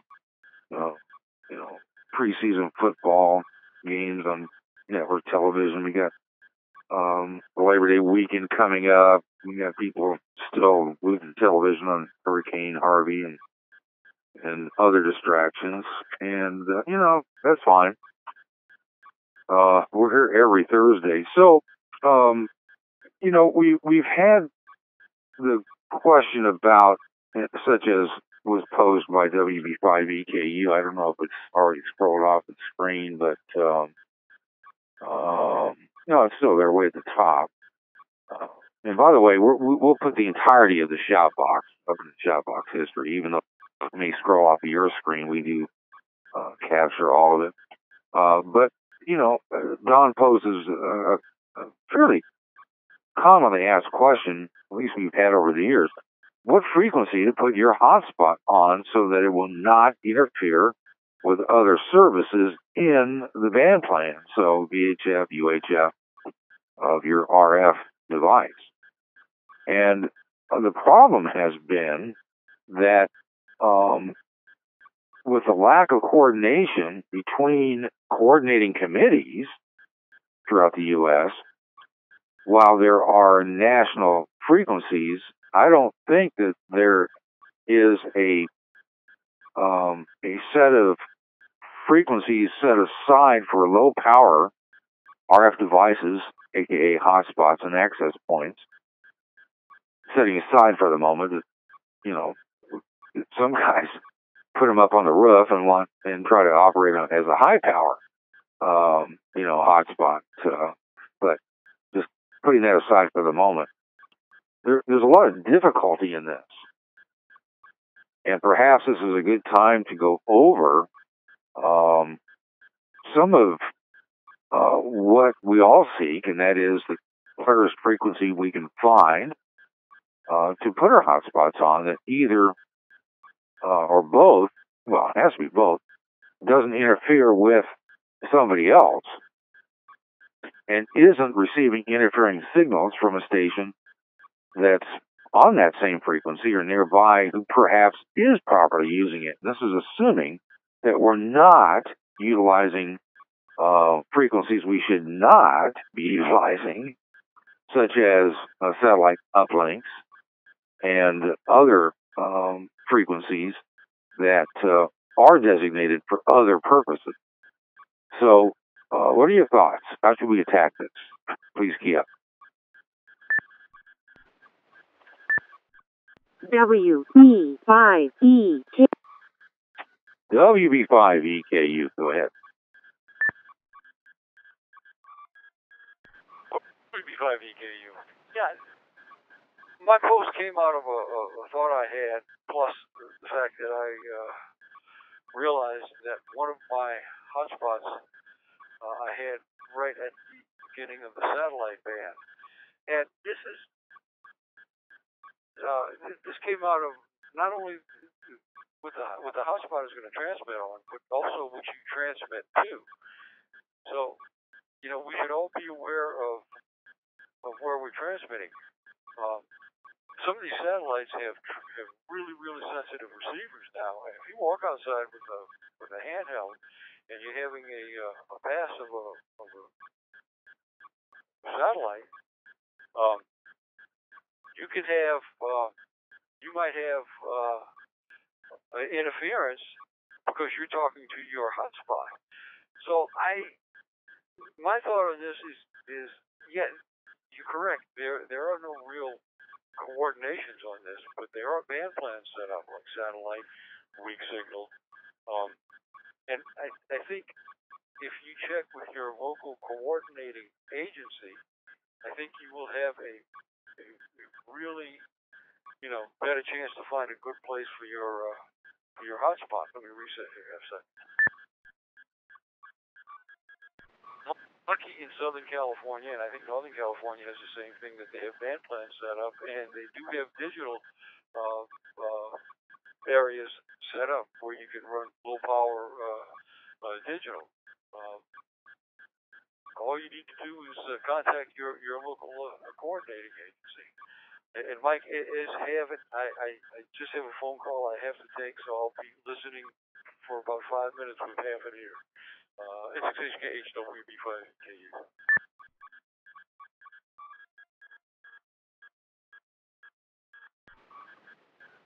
Oh, all right, Don. Well, half an ear is better than no ear. All right, so Don has one suggestion: contact a local coordinating council or group or committee. I don't think they're agencies, but they do allocate frequencies, and they each have band plans that are a subset of the national band plan and the ITU band plan. But and I've heard when we've tackled this before that some of the coordinating groups across the country, and actually they're throughout the world depending upon things, have designated certain frequencies for low power digital devices such as hotspots, but few do. On top of that is that the busy groups in the major metropolitan areas do not answer the phone and would prefer not to be bothered because they spend most of their time settling fistfights over frequency pairs. But they should have posted a band plan, and that is one way to go after it, asking, in a sense, not what frequency can I have, but what frequencies or segments of a particular UHF, VHF, whatever, can I use? Can I pick from and operate low power safely? And be safe to say that anybody who complains does so without authority. That's one way to go about it. There are other ways to find the best frequency without drawing the ire of other users or being interfered with by other users. Stations, please key up.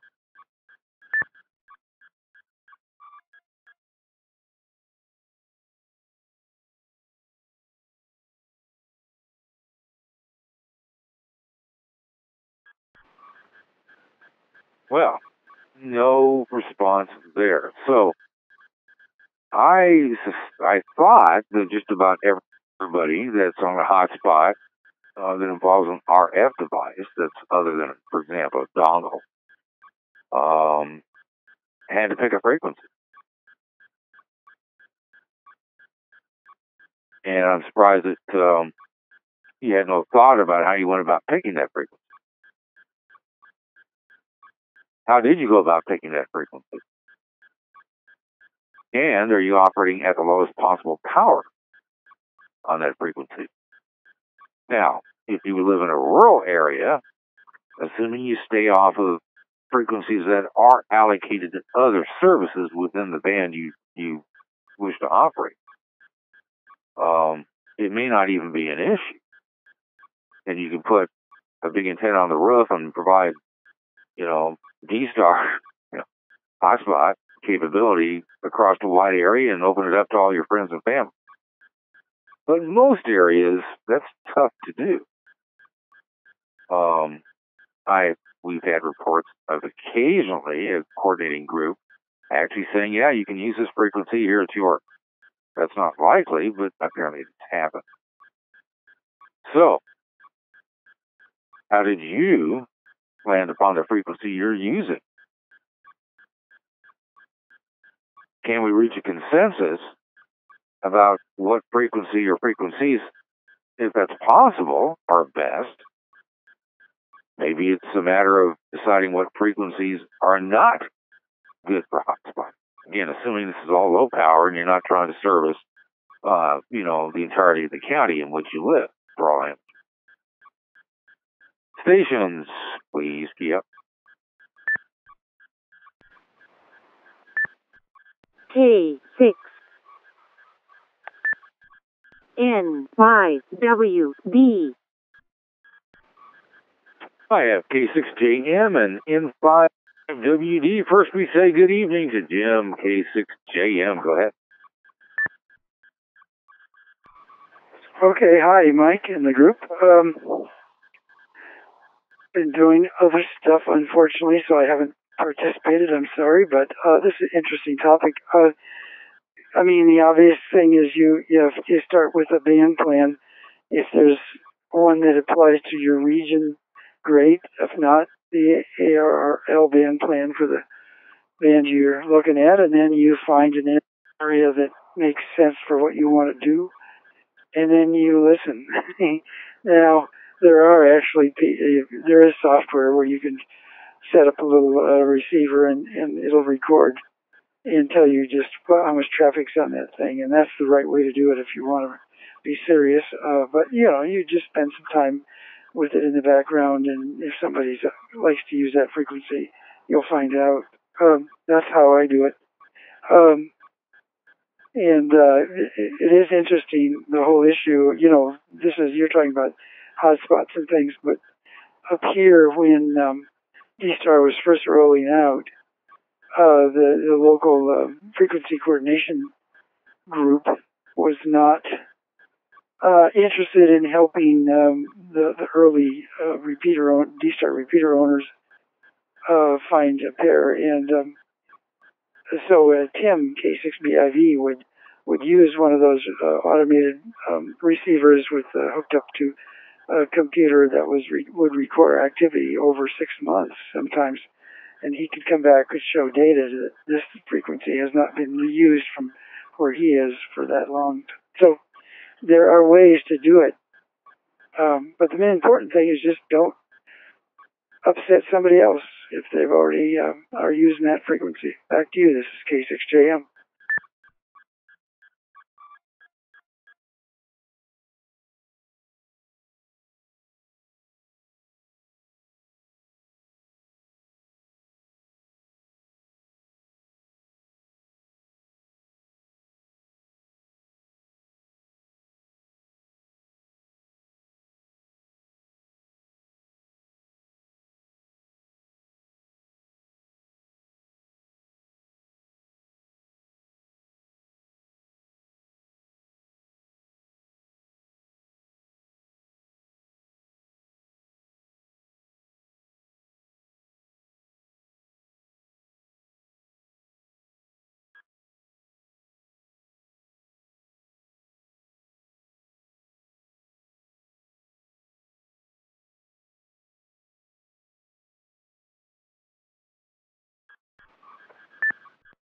KE0AYJ.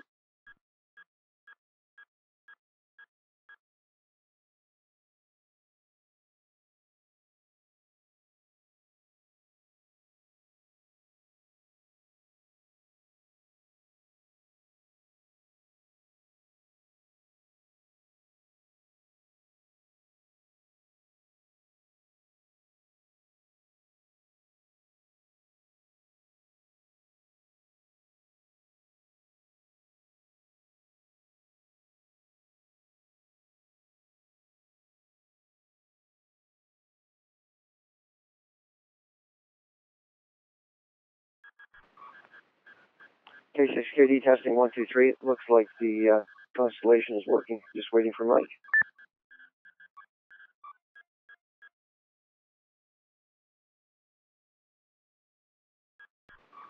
WB5EKU. I'm wondering if Mike lost power. I know he was on generator power there. WB5EKU.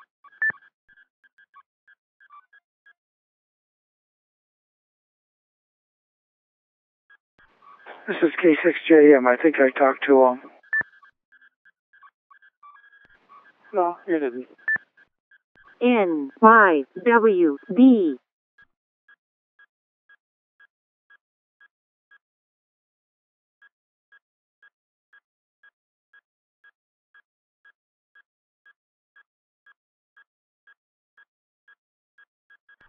K6KD, I guess until Mike comes back, I think N5WD, were you next on the list?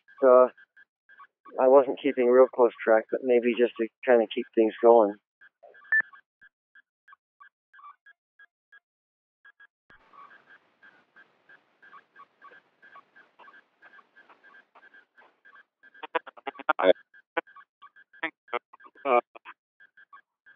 Well, I landed on a frequency kind of by the process of elimination. The Texas VHF FM Society, which is on VHF FM, has not done much proactive work with the digital side of the house.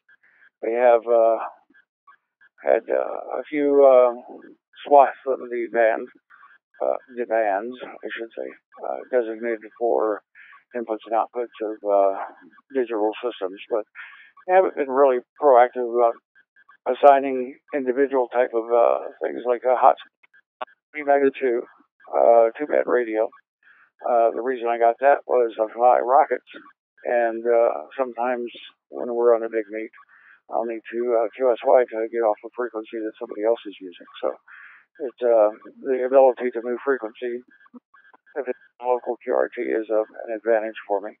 But here at the house, I run minimum power from the enough to cover that spot, the area between the house and the utility barn, and just right around the area where I'm more than likely to be. And I picked one of the digital simplex frequencies that are allocated by the society, and listened for a while, never did hear anything, so I've been operating there. Reset there. Just as a default, because nobody else is there, and it was a nice place to land. N5WD. Are you back, Mike?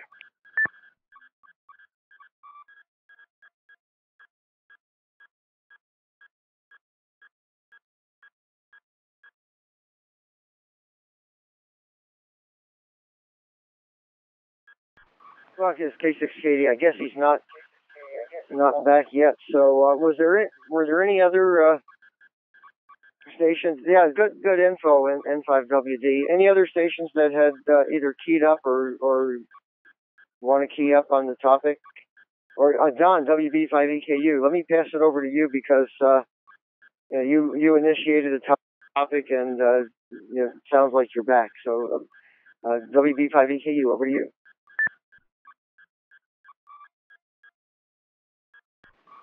I'll leave a little break, see if Mike came back. WB5EKU. Okay. The only way the main reason I brought it up is because most of my hotspots, live either inside of my car or inside the house. But the way I talk to them through my radios is different. I do have an outside antenna on a radio, and if I'm in somebody else's bit spread, they can, I can mess up a satellite transmission or whatever. So I have to be real careful where you place it. The same thing with an automobile. If you have your hotspot in the car, but you have an outside antenna, you have to kind of make sure that you're in a digital area band plan and not satellite or ATV or whatever.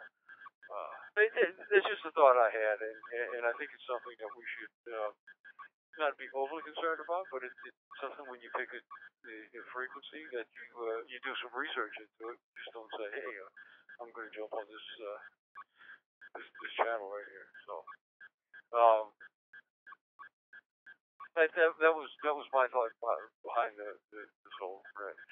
Let's see if anybody else wants to key up. If not, John, I guess you can take it and do whatever you need to do. I think, unless there are other topics. But I think the main thing is let's see if Mike's back. N6HKH, WB5EKU.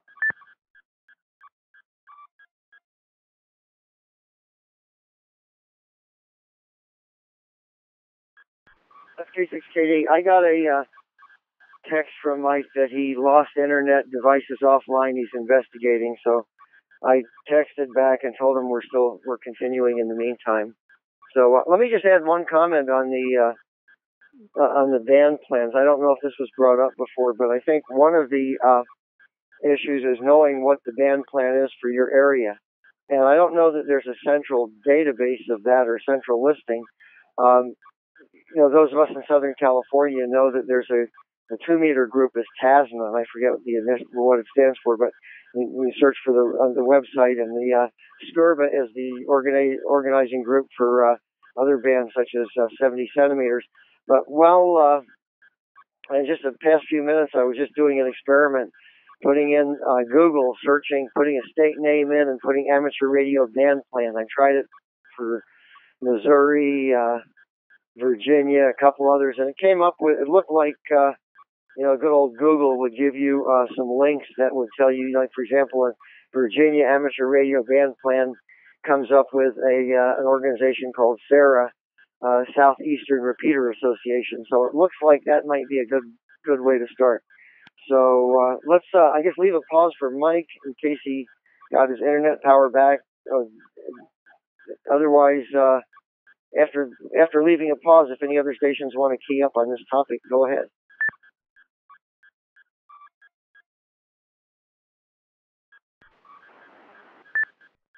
K6JM N9QE.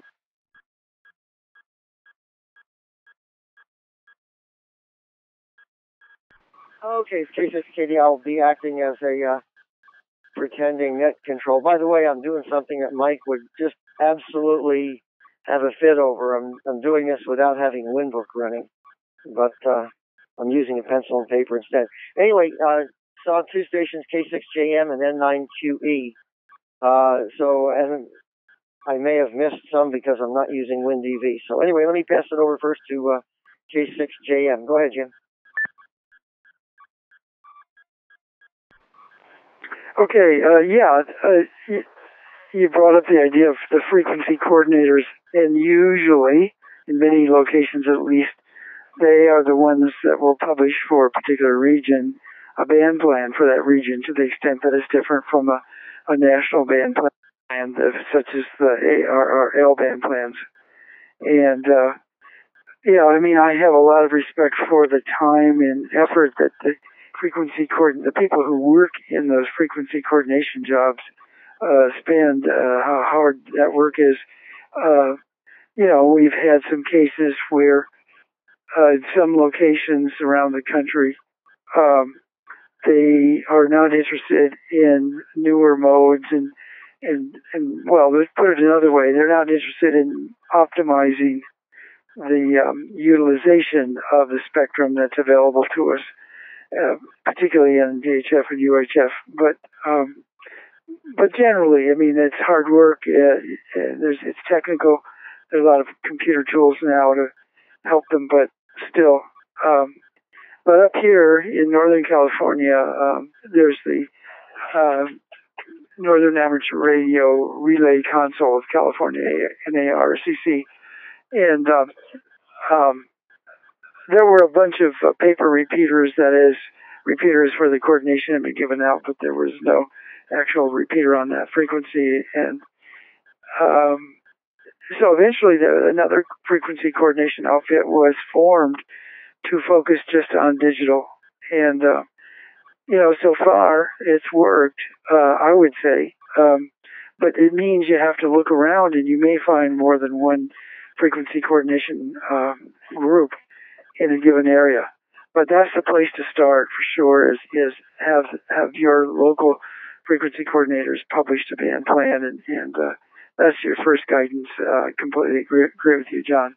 And you may have to look and discover that there's more than one out there. And there's, for example, up here we also have a packet repeater association, and so you got to be creative when you're looking. Back to you. This is K6JM.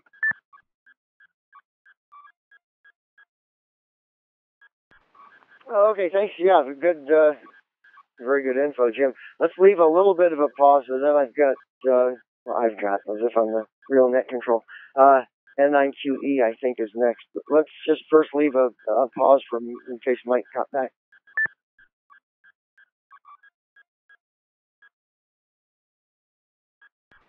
Guess not, so over to you, Larry, N9QE.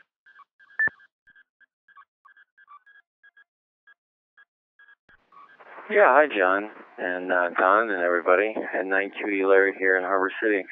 I just wanted to mention a couple things and just reiterate something that I concur with is, and I agree with the last two comments, that starting with your local band plan or local coordinating body is the preferred method of choice. But in addition to that, using the hotspot as it's kind of intended, a low power RF device, and I'm running two, DVAP and Raspberry Pi, which I'm on now, and the RF Shark OpenSpot. I use that primarily just for DMR. But in any event, if you're using it at home and you're on low power and you're using it as it's intended, I don't think there's really too much of an issue on any frequency in general. The only thing you need to make sure is you're not on the output of some repeater that would overpower, where you are geographically. But, on Scrubba for the Southern California area, this is both 1, 2, 3, 4, 5, it looks like 5 or 6 digital simplex frequencies to use, and I selected one of those, and I've never had a problem with it. In fact, I'm on it now, and that's what I use. I can see if you're using a hotspot in a car and you're driving around this and that, maybe there it certainly could be an issue, especially if you, depending on what kind of power you're transmitting with, to get into the hotspot that's remote in the car. But for home stuff, I'm really not concerned about it. But anyway, just my thoughts before I time out, if that's even possible here. I don't even remember, it's been so long. Back to you, John, in 9QE.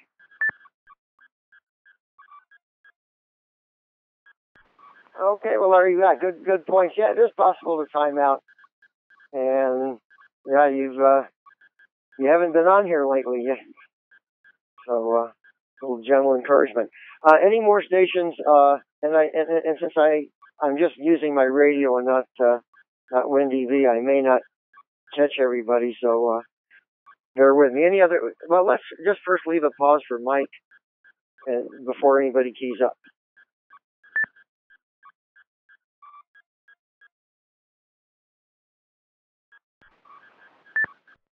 K6JM. Okay, I guess no Mike, but Jim, K6JM, go ahead. Yeah, I just wanted to follow up with the last comment, and I agree with all of that. The thing is, you got to think about both radios. So you got an open spot or a DV Mega. Let's say they're running 10 milliwatts. It's pretty unlikely you're going to be wiping anybody out, except as previous comment, you got to be careful that maybe the ham 3 houses away, you're not walking over some frequency that he was listening on, maybe just satellites or something. But it's the other one. It's what Don was saying. Your HD or your mobile radio that you're using to talk to your hotspot, have you gotten that down to 10 milliwatts? Probably not. You may run it on low power, and maybe that's 1 watt, and maybe you have a good antenna, and maybe you're wiping out the satellite frequency on something that somebody's trying to do that they just can't tolerate any interference. So you got to think about both the radio you're using and your hotspot when you're looking at this issue. Back to you. This is K6JM.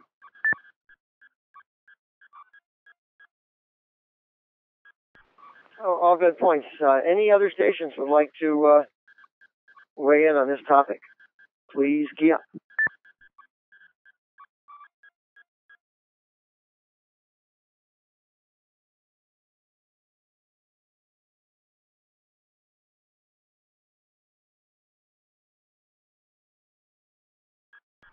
Okay, again, any other comments on selecting a frequency and using band plans, etc.? Please key up.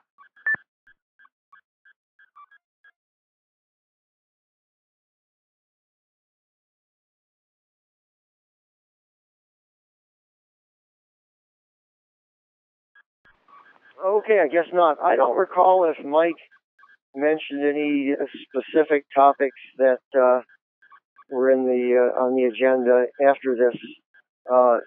So let me just toss it out.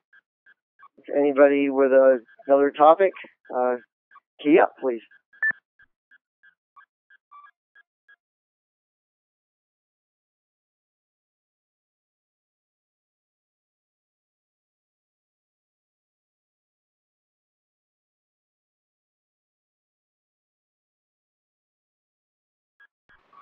Well, let me ask. We talked about DMR Gateway a little bit last week. Does anybody want to talk about that or have any questions? There's a current version of DMR Gateway and a new one coming out, which will impact the radio programming a little bit.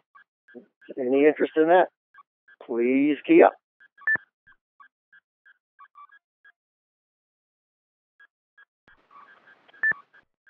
WB5EKU. WB5EKU, thank you. Go ahead. Acadian around the WB5EKU, yeah. The only question I have is, I've seen info that there is something coming out. I have not seen anything stating approximately when he's going to release that. Have you seen a possible release date on that?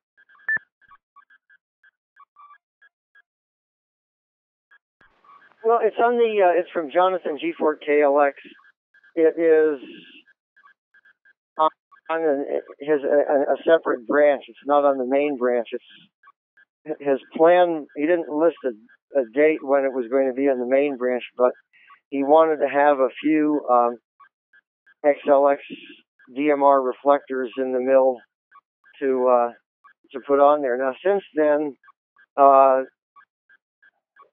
there's a couple ways of updating the host file, and I know Adrian posted a list a little earlier that shows the XLX reflectors that are DMR capable that could populate that host file. And I think Jonathan's position was he wanted to have a few. The new DMR gateway is capable of accessing up to 999 XLX reflectors versus the current version where you can just do 2. But Jonathan wanted a few in there and used before moving it from the experimental to the master. And I know some of the images, well, as far as KB5RAV, Russell Biggs is one of the popular images. And my guess is he lives just north of Houston, so I suspect he's thinking about other things than DMR Gateway. And I know the other popular image, Pi Star, Andrew Taylor said that he very much doubts he would include it until it's on the main, until it's moved to the main link. And that's understandable because, you have an image that you want to make it easy for people and you don't want to be beta testing. So anyway, that's the best I know. Back over to you, Don.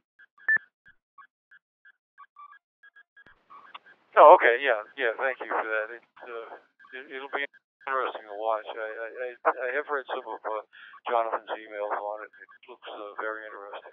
I have not tried it on any of my systems. I was a little chicken to try it. Maybe I'll do it. Maybe I'll pull it down and play with it on one of my bench systems here. Okay.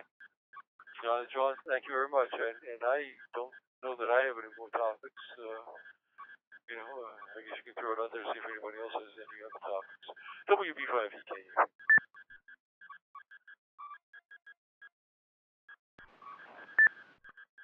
Any Cupid. But in the meantime, if you do want to use it, Adrian VK4TUX did post a link that shows a number of them. The concept is it's actually simpler than the method of being able to select 999 XLX reflectors is actually simpler than the current system where you select 2, because with each of the 2 would have to have separate radio programming, different talk groups.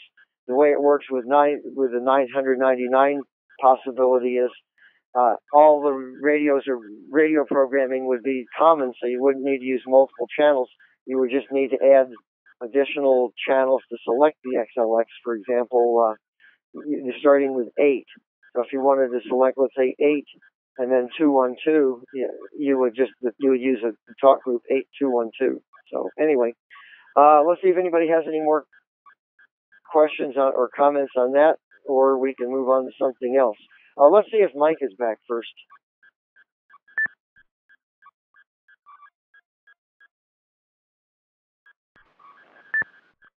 K6JM.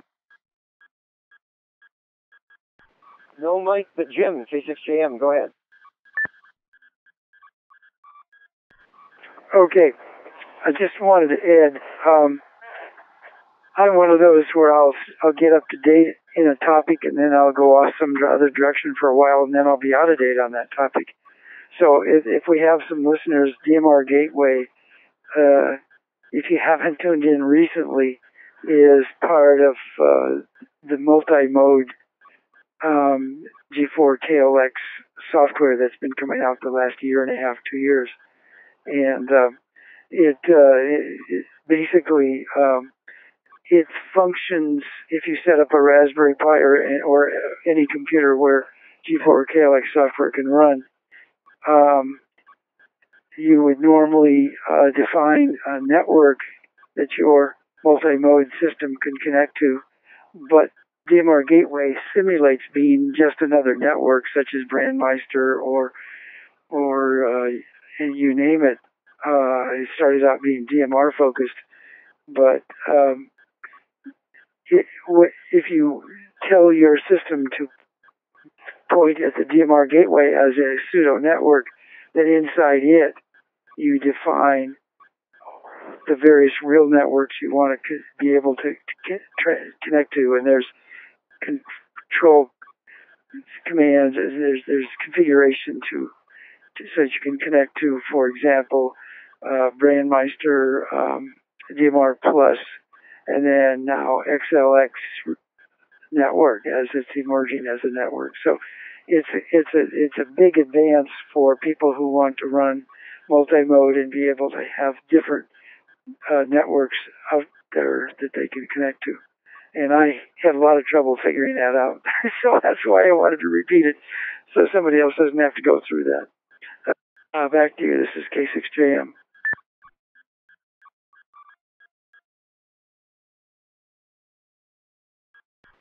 Yeah, good points, Jim. The other thing, well, part of the process of what DMR Gateway does, when you allow several networks, several systems, several masters to be subscribed to simultaneously, you also have to deconflict talk groups, because the different systems can use the same talk group. So what DMR Gateway also does is it remaps. For example, most of the XLXs and the examples are remapped from 4,000 up to 64,000, and from talk group 9, which is used by other systems, to talk group 6. So it does a real nice job. It's very elegant. And I've mentioned in the past that with the one thing people can do in anticipating the XLX DMR reflectors is to get familiar with DMR Gateway. But I realize it's kind of we're the transition. Most of the images are using the current version, and not the. I don't know of any published image using the new version yet. So, but I think if you get up to speed with the current version, the transition to the new version won't be too great. So, any other stations want to comment on this before we move on?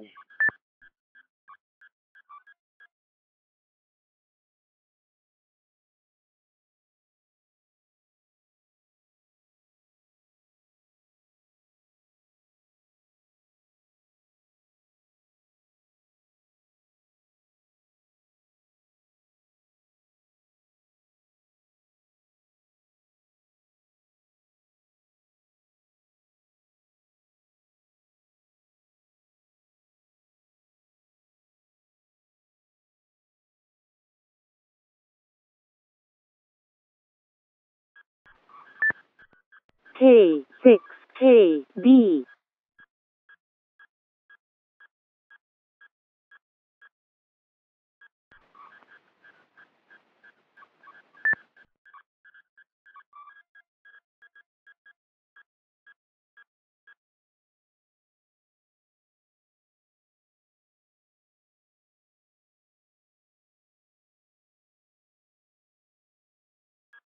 K6KD, I think I had a.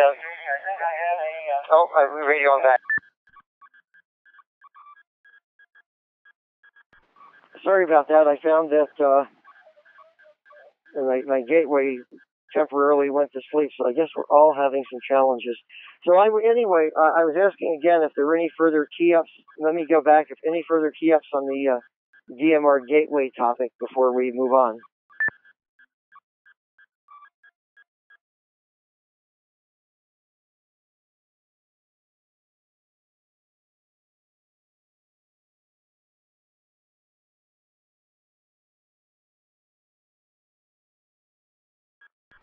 Okay, I guess not. I just wasn't sure because I had gateway that temporarily acted up.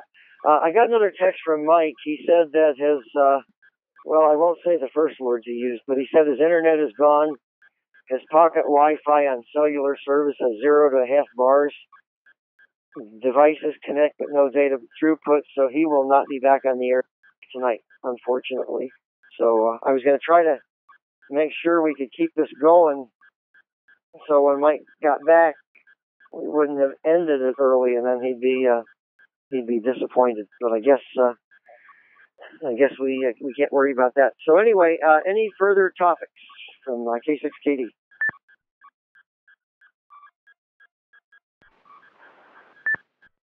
VL2UDF.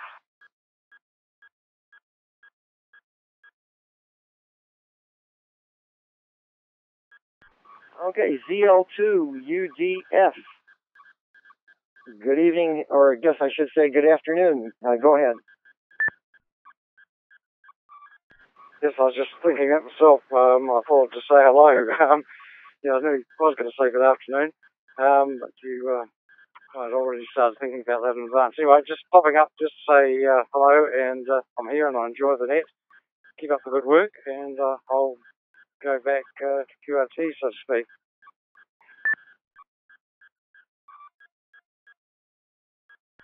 Okay, very good. You're probably listening through the, I'm guessing the 626 mega reflector in New Zealand. So good to have you all linked up. Any further topics? This might be a last call. You know, Mike has a special way of keeping things going, and I don't know that I have those talents. Unless, of course, would anybody like to take over as net control? You know, we can make it a round table passing around the net control. So let me ask if any other stations would like to do that. Please key up. Just basically coming back, no, it wasn't through 626. It didn't seem to be connected, so I connected my hotspot directly to you people. Thanks.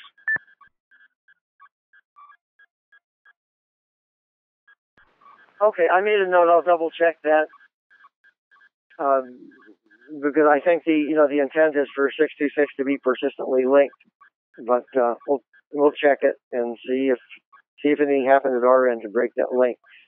Sorry about that. Okay. Anybody want to be net control? Please key up.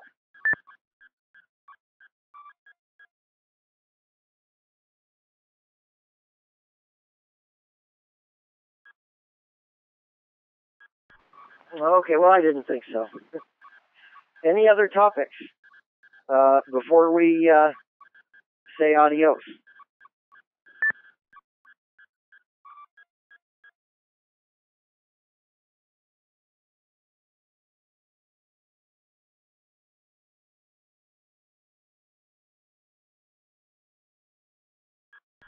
Well, let's try again.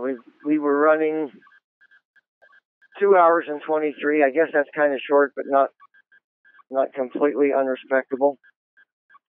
So let's call again for any topics before we close down. Please key up.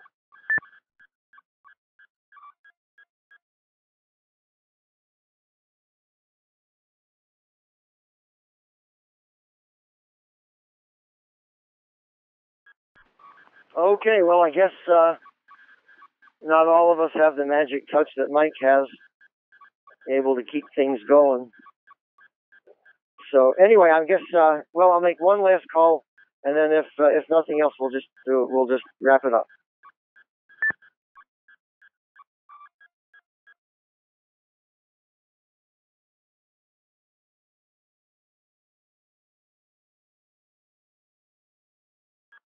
Okay, well, nothing heard. I guess we'll call it an evening, or we'll call it an afternoon, depending on your time zone. So anyway, thanks everybody, and I'm sure Mike will be back. He'll probably listen to the podcast tomorrow and give me a little bit of a critique, but that's okay.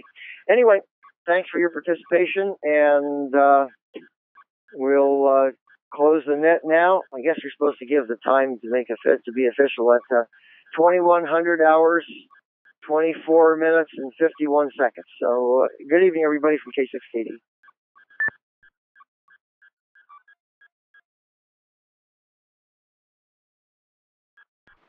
This is Katie, WB5EKU. Well, thanks for picking that up, and hope Mike gets back on. WB5EKU, we're not else.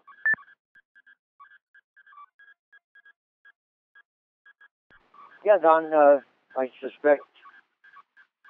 Well, I don't know. He had some weather moving in through his area, so maybe that was part of it. But anyway, we'll catch you later. WB5EKU, K6KD.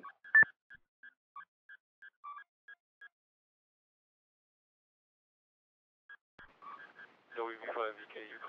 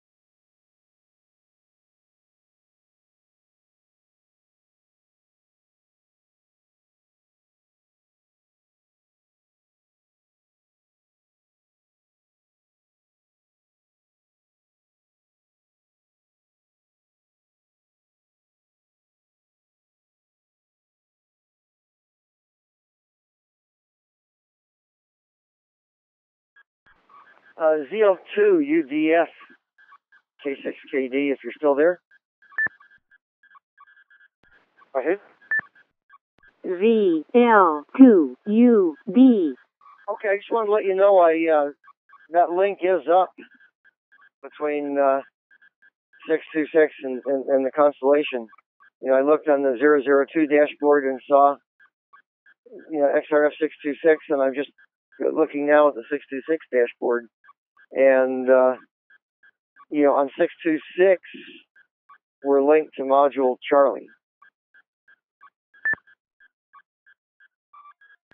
Roger there. I probably was linked to Module A. I'll just go across to Module Charlie and see if you're there, if you've got a moment. Yeah, sure. Absolutely. Yeah, go ahead. ZL2 UDF is going to QSY the hotspot here to 626 Charlie.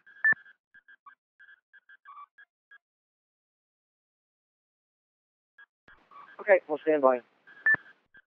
K6KD.